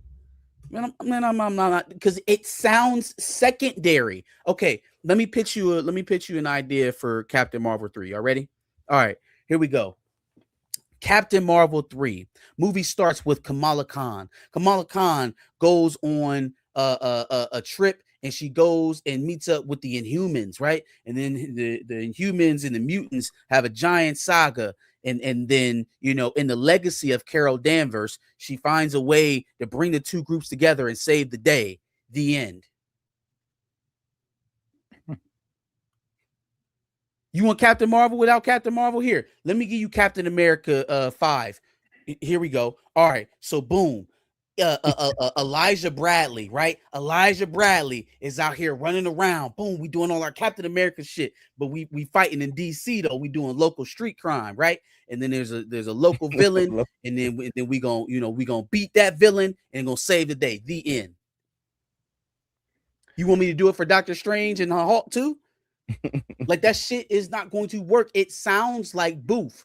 It sounds like you are giving us the lesser version, so people are going to treat it as the lesser version. It's the same way people losing their head right now about a God of War Luffy, because it's not Kratos. I, for one, think that game is going to be good. But the reason why people losing their shit right now is because it's not the guy. And literally every other the God of War game that's ever been a God of War game featured Kratos. Every other one. We working on our second movie without our main character. It sounds lesser, so people are going to treat it as such. I don't know. Should have got on board 4 years ago.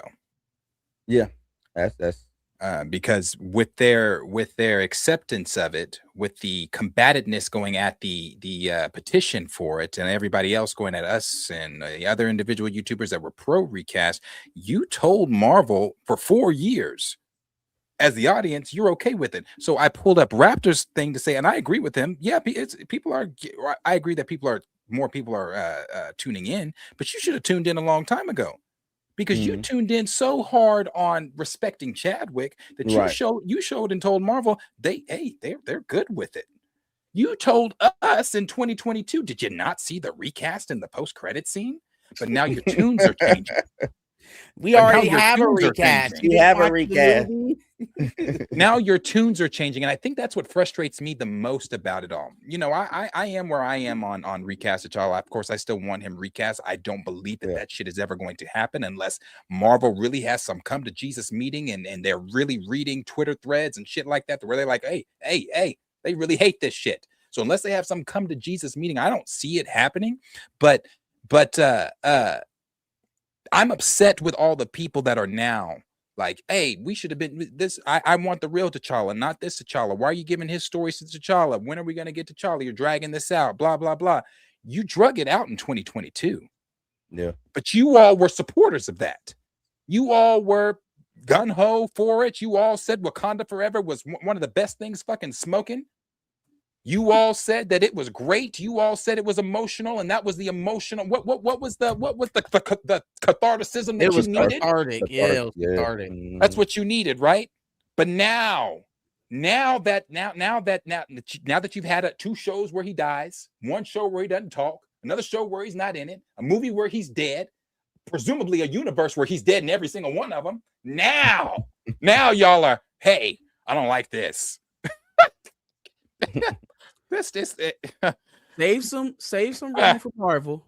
Save some room, because I think a lot of times it's seen as virtuous if you don't have social media, if you stay out of the grass.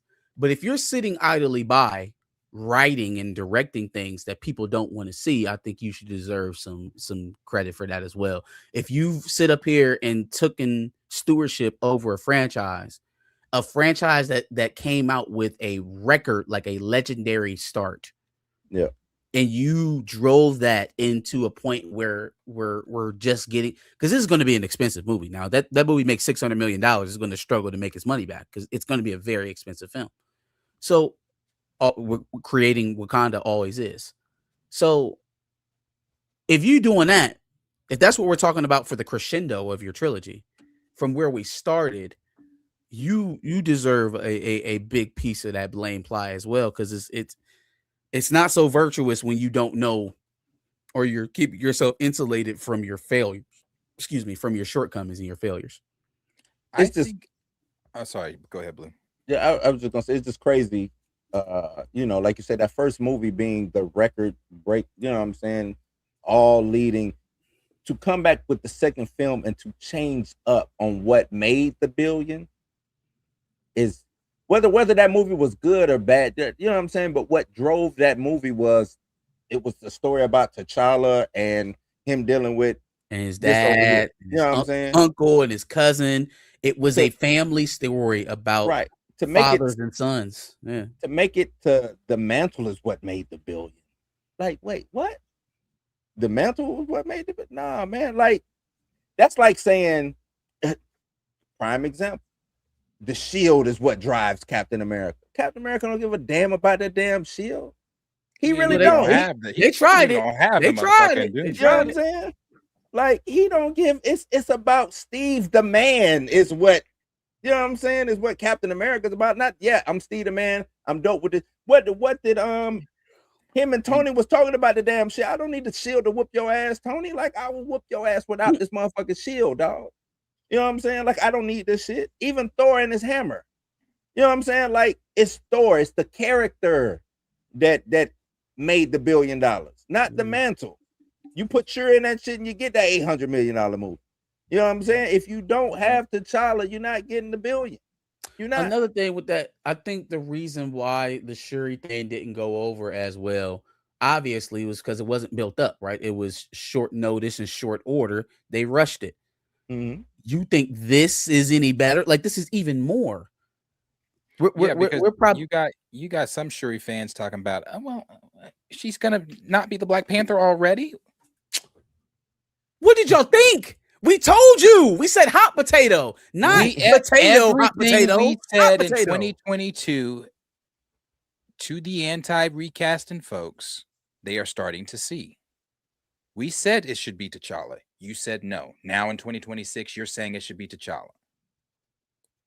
You had 3 years. this part. I would have agreed with this 3 years ago. I'd agreed with this 3 years ago in 2023 because we were all saying this. I said this. I said, oh yeah, he'll be in Doomsday. He'll be in Secret Wars. We said that shit with our chest. Ooh, he's not. Now, so did Damson sign up to play the kid? I don't think Damson. I think Damson is doing. I think Damson signed up, and I think he's doing Doomsday. I'm sorry. I think he's doing Secret Wars, and then he's gonna say, "Yep, I think that's it." I don't think he. You know that whole thing where people were talking about, "Oh no, Damson's trying to fight." I don't think Damson ever fought for like more. Yeah, and not only that, not only that, I think he didn't fight for it. His understanding of T'Challa, I don't think is the Aldous Hodge understanding or even our understanding of T'Challa. He gave the answer he gave on that Sisters podcast a few years ago. But if you go back and look at that answer, it wasn't like an Aldous Hodge, like understanding the character. He was just talking about how black folks and it is uplifting to have that many black folks on a film and blah, blah, blah. I think he wants to be the Black Panther. Sure, I want to put on the suit and let me do some claw action. And then I'm going to go fuck off and be king whoever the fuck at this low budget ass movie. If that's the case, why waste your time? Enon. And that's why it made so much sense or made sense to me that he was fighting for something that was actually going to last. Because why go into these embargoes over what you can talk about and go shoot on location and in a foreign country and go through all the secrecy in your life for something that's not going to benefit? You know they're not breaking the bank for that. They're not breaking the bank for a one-time Damson Idris cameo in Secret Wars. So if it's not making a whole bunch of money and it's not going to drive your career because you're only there for one project, what is the point of taking the time? Well, no, I do think it drives. I think it puts a bigger spotlight on him, his career. It's a Marvel movie. What did playing Reed Richards in Multiverse of Madness do for John Krasinski? He's already John Krasinski. Yeah, I'm already John Krasinski. I'm already established. It's a cop. I got Jack. I got the reach. What it is? Okay. The guy who played Hercules in Thor: Love and Ghost. But the difference in him playing Hercules in Thor: Love and Thunder and what I think Damson is doing as who I believe is Zuri is they are giving him the role of what T'Challa did in Hickman. So he's gonna be in this motherfucker for longer than hey, I'm here and hell, I'm gone. And just to never be seen again. Yeah. Because I think he's going to have the starring role in Secret Wars, the Jonathan Hickman Black Panther role in Secret Wars. I think they're going to MCU it up. Yeah, I don't think it's going to be the starring role. They're going to MCU it up. No. The gauntlet doing crazy shit fight. I'm sorry. I didn't mean this nigga was actually coming out like Hickman. No. I just meant they're going to have. Right. He's probably going to have screen time like Hickman's Black Panther had. As much time, but it's not going to be no gauntlet. It ain't going to be no. They're gonna MCU it up to where it's going to fit the narrative of the story they're trying to tell. He have just enough screen time to where he means something to the story, and then I agree with theirs, and then he disappears. That's it. I don't need you no more, big dog. I said it when I lived in my other house. It's gonna be like it's gonna be like Keys. Here's T'Challa, or here's a Black Panther, because it ain't T'Challa. Here's a Black Panther. Happy? Now you're gonna get it. You're gonna get your new one in the third one. So I see this now, given how y'all think it's setting up. Then I kind of see it in the way that Batman is set up right now in DC. There's this plan for James Gunn's Batman to take over and be the Batman. And the whole time while that plan is forming and being put together, there's an actual Batman that people actually care for that is continuing to make projects. And so you go through a Secret Wars, which should be the biggest film you've ever made, starring the actual T'Challa, played by Damson Idris. And then your pitch in Black Panther 3 after Secret Wars is, hey, come look at this 16-year-old. Yep. 300 million loading. I said 4 to 5 before. Now it's 300 million. Now you get Coogler made Toussaint for a reason. He's gonna play with Toussaint. He's gonna play with the bastard. He can play whatever he wants. I'm not talking about what he's gonna do anymore. We're past that threshold. Well, I'm just letting you know. The bastard was gonna be there when Chad was there. The bastard was there regardless. The bastard was there. But he wasn't gonna be a bastard. He wouldn't. No, be a bastard. He wasn't gonna be a bastard. Just, but the kid was gonna be there regardless. Yeah, the kid ain't the issue, right? Kid with the kid. I still have a problem with the kid. I don't have a problem with the kid. I have a problem with that story that they were talking about before, where some ritual and then some he gets a dent, and then it's like, oh, we need you, T'Challa. Oh, come on, son. I didn't like that. Me personally, I don't think T'Challa should have a son and all of that involved anyway. I think they just keep trying to push that, you know what I'm saying? Like, why? We don't need that. But I don't think that's have a son. So everybody else in the MCU can have kids. I want him to have a son. Kids. Stark can have kids. But wait, Stark had a kid when? You know what I'm saying? Like the movie that he died, he had a kid to kind of showcase. I'm not talking about the convenience of it all. We can make a convenient situation for T'Challa to have a baby. My point is that everybody else's character has been allowed to progress beyond the point that they entered the MCU at.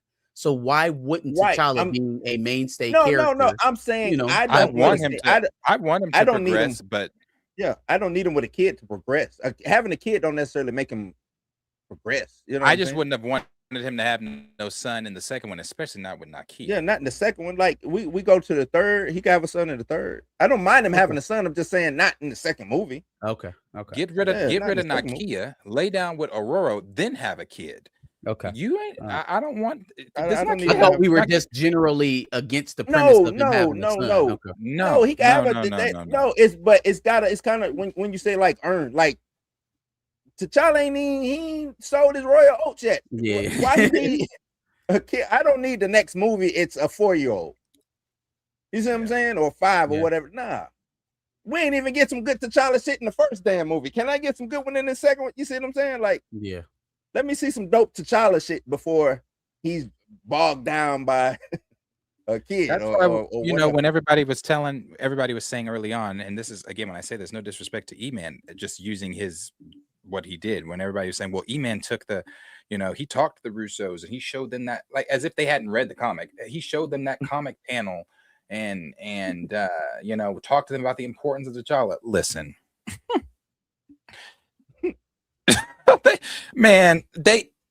if you think that the Russo brothers, looking at a comic that I'm sure they've read 1,000 times front to back, didn't already know T'Challa's role in this, but don't give a damn, then you're fooling yourself. I don't think that they care. They don't care. That's not a, you know what? Actually, I don't know. I don't know. I still don't think T'Challa's in it, but the Russos did do him justice in Civil War. But I still don't think he's in. I still don't think that he's in it. What a happy surprise that would be for me to sit down and he's in it. That night I'd give Marvel $200 more because I go see it just for the hell of it. I'm definitely spinning the block the same night. Yeah, just for the hell of it. I'll sit down in that chair and I see the T'Challa, son of T'Chaka, come across the screen. Yeah, I might just go ahead because I know I'm gonna see it again. I might just go ahead, slide, get my next ticket for the next showing, and then go back and finish the movie. Because I'm there for sure. Yeah. But that's most directors or most writers. Yeah, you can show me the the all day long, but this is the shit this is what I wanted it. You know what I'm saying? Like, so. And the story is all, the MCU is already so botched. You didn't get Age of Ultron like it was supposed to be. You didn't get Civil War like it was supposed to be. So I don't know why everybody's like, oh, this is going to be close to Hickman. Who said? Right. They're saying that because Hickman they brought Hickman to Marvel to talk to him about different stuff and blah blah blah blah. But that doesn't mean that they're using like panel for panel Hickman stuff. That's not the MCU is already so botched, so it has to fit within the story that is already botched in the MCU. Right. Yep. So they're not. It's not gonna be. So like that's why I said I don't care who showed them what. They probably said, "Oh, thank you." Did you get that Azuri suit on? Okay, good. Did I don't care about that. the signs come in that we ordered? Yeah, I'm with you, man. I'm with you. I don't think Black Panther. And who's to say that Shuri doesn't play that Black Panther role? I said that too a while back. I said, you know, I thought your Black Panther-esque Secret Wars was you trying to already sing her. Secret Wars too? Well, I mean, it's already there. Why would I deviate? Why would I deviate? Well, you tried to do the Namor storyline with her, and how'd that go? So now you're going to give her Secret Wars? No, man. No. Yeah. I'll tell you what. I didn't call the Russo brothers back so they could do the same shit that we could have did without them. We could have did that. If utilizing Shuri like T'Challa was working, we could have did that, and y'all niggas, you didn't need to come back. You absolutely right. You absolutely right. Robert Downey Jr. didn't need to be Doom. We called the Russos back, and Robert Downey Jr. But I don't think of how convenient it is to get Robert Downey. Hell, even listening to the Russos and Feige up their line about when they was thinking about doing this damn movie anyway. We were always thinking about going this way. It was a lot. But no, they weren't. I called the Russos back. I called RDJ back. That's to get y'all to come back. That's not to come up with the storyline. That's to get everybody to come back. That's what that is. That was I thought Marvel. I thought the Russos hit Marvel up, told them they had this great story. Marvel said basically no, I thought. And then there was like, I think it got, they couldn't figure out how to. They got desperate. Story or whatever. So they said, hey, you still got that story? Russos were like, yeah. Because Marcus, remember, we're supposed to be knee deep in some Kang shit. Yeah. There's no mention of Kang from my understanding, like at all. Yeah, I didn't see no mention of Kang neither. But what I'm getting at is we're supposed to be Kang Dynasty. We're supposed to be Kang this, Kang that. I didn't need the Russos for Kang shit. Cause you know what I'm saying? Like, I thought we was gonna be in some Kang shit. That fight could look around like, damn. No, you're right. Now I gotta call the Russos. You know what I'm saying? So it's that type of a situation. I get the Russos in here, RDJ back. Okay, let's get butts in seats. We flubbed up on the Kang situation. How can we get butts back in seats? RDJ, Russo brothers. But that don't necessarily mean that I'm gonna deviate from Shuri or deviate from what I already got going. That's exactly what that means. No, that's exactly what that means. If I'm bringing somebody else in to fix my mess, that means we're deviating. I didn't say I brought him in to fix my. I said the only reason I brought him in was to get butts and seats, not fix my mess. Well, that's your mess. People aren't coming to see your movies. That's the mess that's created. How are we going to get butts and seats by doing the same thing that we was already doing? Because RDJ and Russo is the draw. No, but RDJ and the Russos wasn't what I wasn't. You just said it. What is this synopsis that we just read over? No, it's not good. I'm just saying. Right. So did that fix the mess? Is that the fix? All I'm saying is that if the current narrative focus was sound, there would be no reason to call in the Russos or Marcus and McFeely. So obviously something changed when they got there. Something was adjusted. Something had to be rerouted into another direction.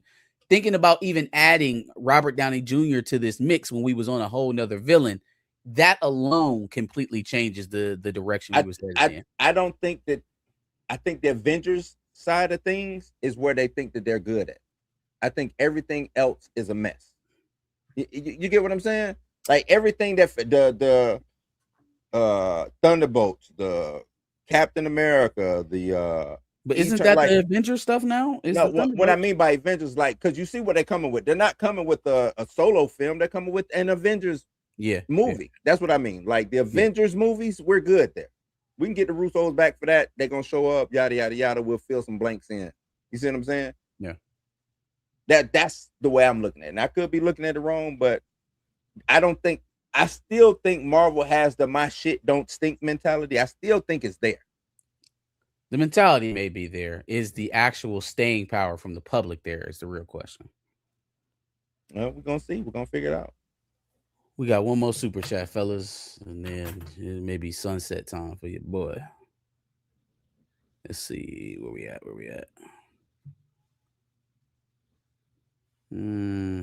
Hold on, let me get to it. Vaseline, my bad. Vaseline based. Y'all watching Netflix Avatar? Just brutal but funny. Hey, listen.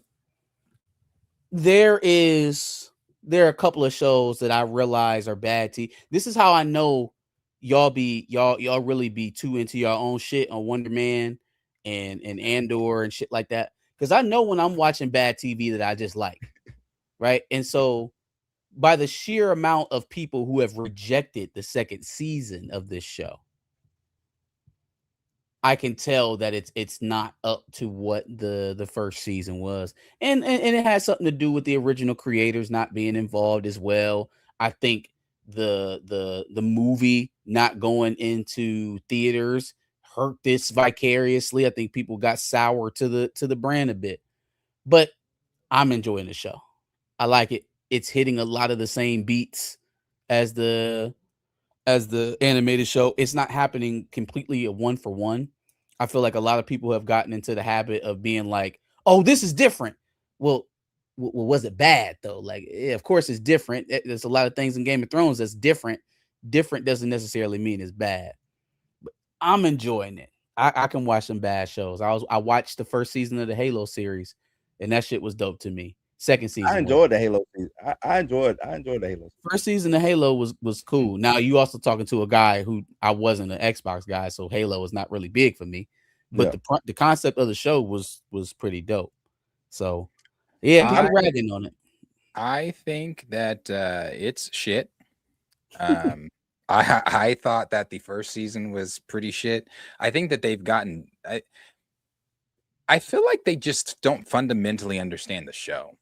Like, I don't feel like they really understand Toph. Like, how is she earth bending in sand? How is she writing? Like, you know, she literally in the show, in the cartoon, asked Katara to write a letter to her mother. Because she couldn't, because she's fucking blind.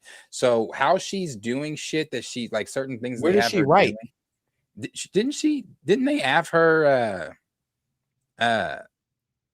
or she read or something? She saw something with words. And she shouldn't.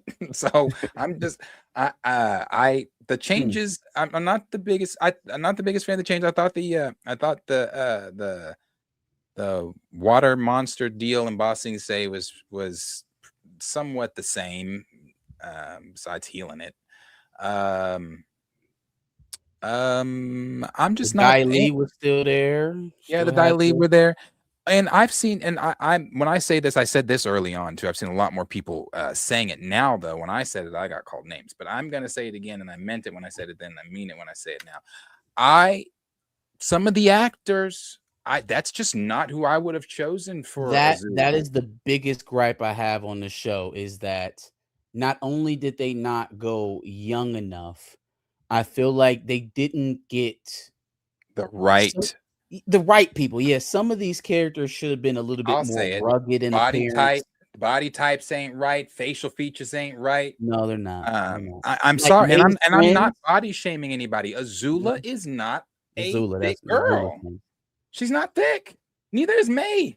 Mei Lee, yeah, Mei Lee is a miscast. Ty Lee is okay. She kind of looks like her, but Mei Lee is a miscast for sure. Yeah, Ty Lee, they did pretty good on Ty Lee, but the Azula and May, I said, who the fuck is Zuko? Is not a great cast, man. He's the tallest guy in the group. He is the most physically imposing of all of the Avatar tribe. So or the Avatar squad or whatever the hell they call themselves. Yeah, there you go. And he looks like the shortest. Yeah, she wrote to Aang, and I'm thinking to myself, how the fuck is she writing? Then they did. Wait. Oh, she bended it though. She bended.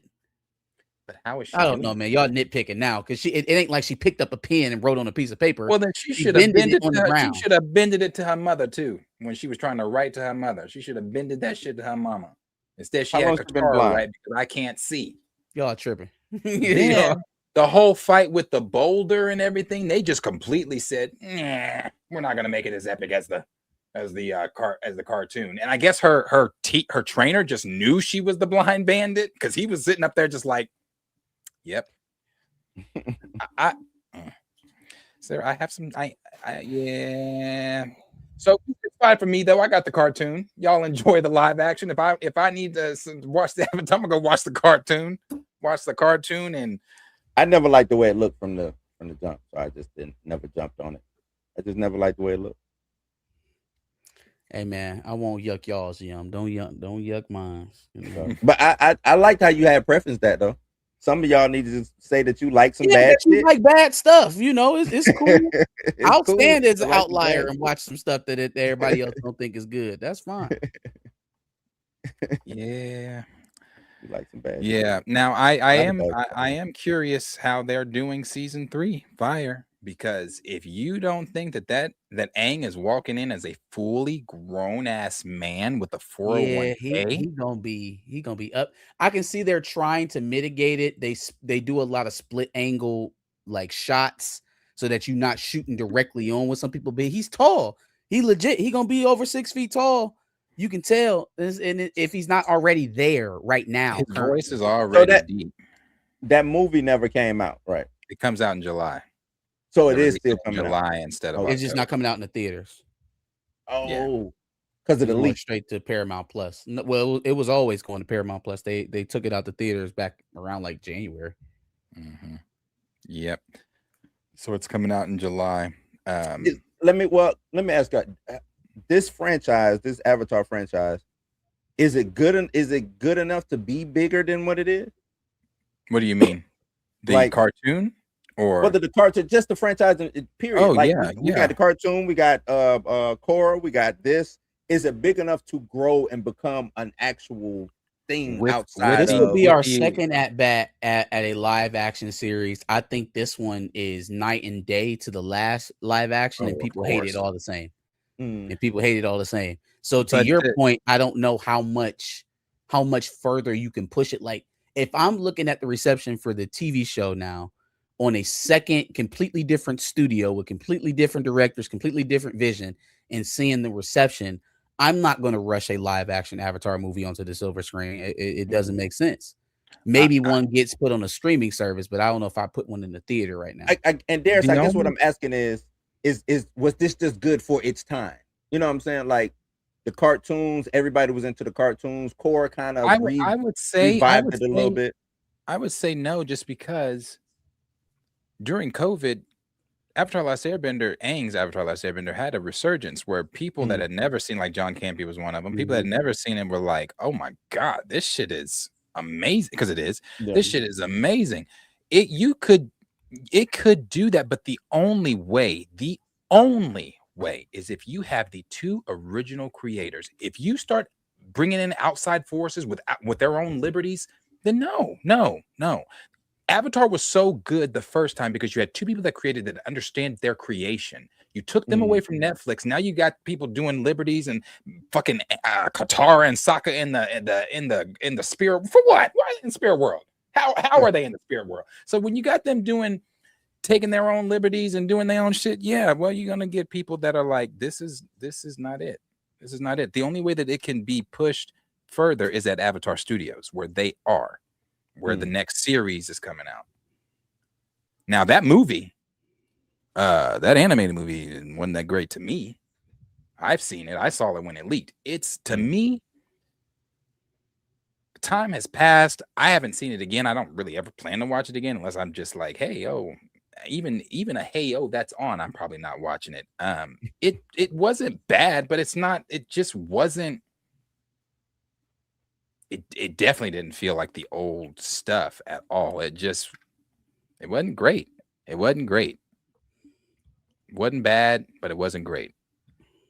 And the creators were on that. So the original creators were on it? On that movie? Oh yeah, see? That came from Avatar Studios, did it not? I thought that came from Avatar Studios. I think it did. I would say it did. Do you push Korra? If this doesn't work, do you push Korra at all? Korra wasn't popular as a TV show.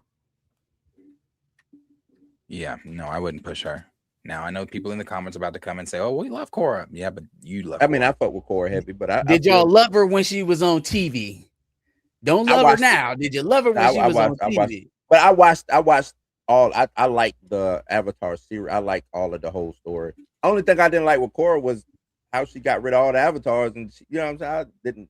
That didn't make sense to me, but I like the whole Avatar leading into Korra. The whole even reading some of the comics. I don't know if they're canon or not, but just reading some of the little comics and stuff like that. I think this is a dope series, and I asked her that because I would want to see this grow, and I think it can grow, but it's like kind of like what Derek said. Maybe it's in the wrong hands or something, or maybe it is just a product of its time. But like I said, the original creators were on that movie. I had to double check myself to make sure, but yes, they were on that movie, and that movie.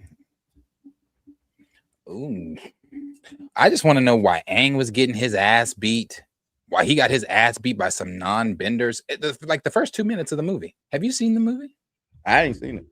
First 2 minutes of the movie, some non-benders beat the fuck out of him. I said, "What? What's happening?" He's a grown-up avatar at this point. What's happening? But he got his ass beat the whole movie. It wasn't until the end where he tapped into whatever the fuck and still with somewhat. Yeah, no, it's all right. It's okay. The entire if you haven't seen it, I'm not about to tell you, but yeah, it's okay. Lawrence say Aang wanted peace, but they wanted a fade. They got that fade. Whooped his ass. So yeah, that's bad to hear, man. Some of these franchises I'll be rooting for, and I'm like, damn, this can't get off the ground, man. Can't get off the ground. Yeah, but I think that's it, fellas. Yeah, I think that's about what that is it. Got. Chill stood us up. I hope he's good wherever he's at. Somebody say he was welcoming Kawhi Leonard back to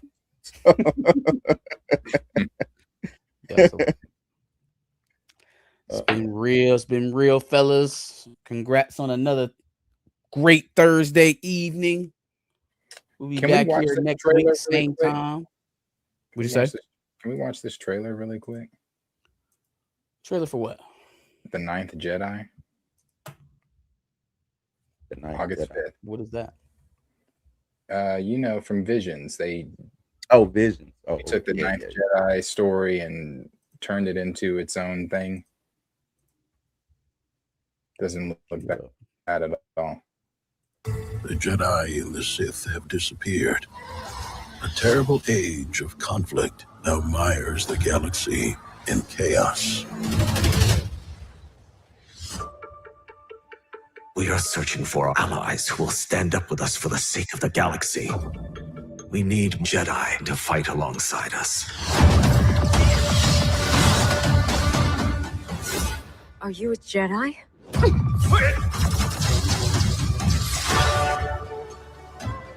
My name is Nawam. I will bring order to the chaos that surrounds us. Always got to be a Darth Vader. He must be stopped. They're using the Kyber crystals to make a weapon?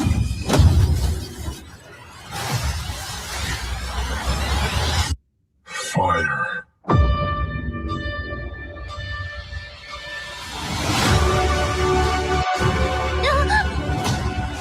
I won't allow you to conquer the galaxy. This mission will be dangerous. Things are about to get a little bumpy. This is a lightsaber forged by Lord Zima. It reflects the user's heart. It's blue. Is Nawam a Jedi? The Jedi fight in the name of justice. Does the Force actually guide you?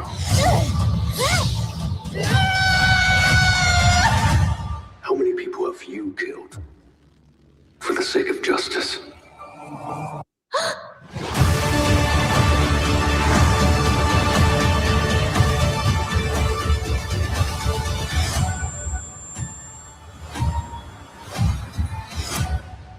We're back, baby. We're so back. That looks interesting. Yeah, that do look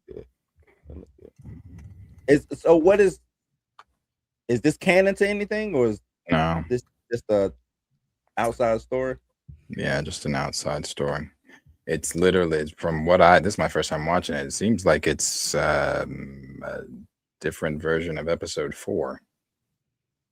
Yeah, a little bit. Yeah. I mean, yeah, you had your Darth Vader, you had the Death Star, you had Kyber Crystal destroying the planet with that whole planet destroyer. Yeah. So I don't know what it is with people not being able to get away from that story. New Hope. Jesus, it's like tell a different story. The one that started it all. Yeah. So anyway, that's that. But yeah, I'm live on Thursday or Monday. Back live Monday. Well, so if you're here, you've been at my live streams on Monday. I'm live Monday, Tuesday, Wednesday, Thursday next week. So if you are been checking those out, come back on next week. I will be here. Blue, when we gonna see you next, brother? Tomorrow. I'll be doing something tomorrow. 6 o'clock. Y'all tune in and see what I got cracking. Sure, man. Y'all know when to find me. Sunday afternoons. I'll be there 4:30. Be there or be a square. Show up for Dubs and L's behind the cape. It's a good time. Come kick it with us. Lupe. Yep. I know y'all. Man, oh my God. I don't know what's wrong with Cuz. Like, he just throwing shot. Now we talking about Nas. It's like, yo, bro, relax. Just chill. Go somewhere in Busa. I know you got some money. Go travel. When you get the feeling like that, you supposed to go get on a plane. You got money to do shit like that. Man. Don't get on the internet talking. We beyond that, Lupe. But yeah, no, we'll be talking about it all. Fellas, appreciate you, Blue. Thanks for coming on. We got another super. One more. You gon' think about me when I'm gone. I need that money like the ring I never won. It was just happy 4th from I Am Too Fly. Happy 4th to all of you. Be safe out there. Appreciate that. Oh yeah, Cam. Appreciate you, man. Happy 4th. Be safe out there with whatever you're doing. Enjoy your time. Enjoy your family if you're with family. Deuces. Hey, I've been watching y'all every single time on Thursday and Friday because I swear to God, y'all switch up every now and then. But rock out. I'm fucking with it. I'm out. Thank you, Josh. Appreciate it.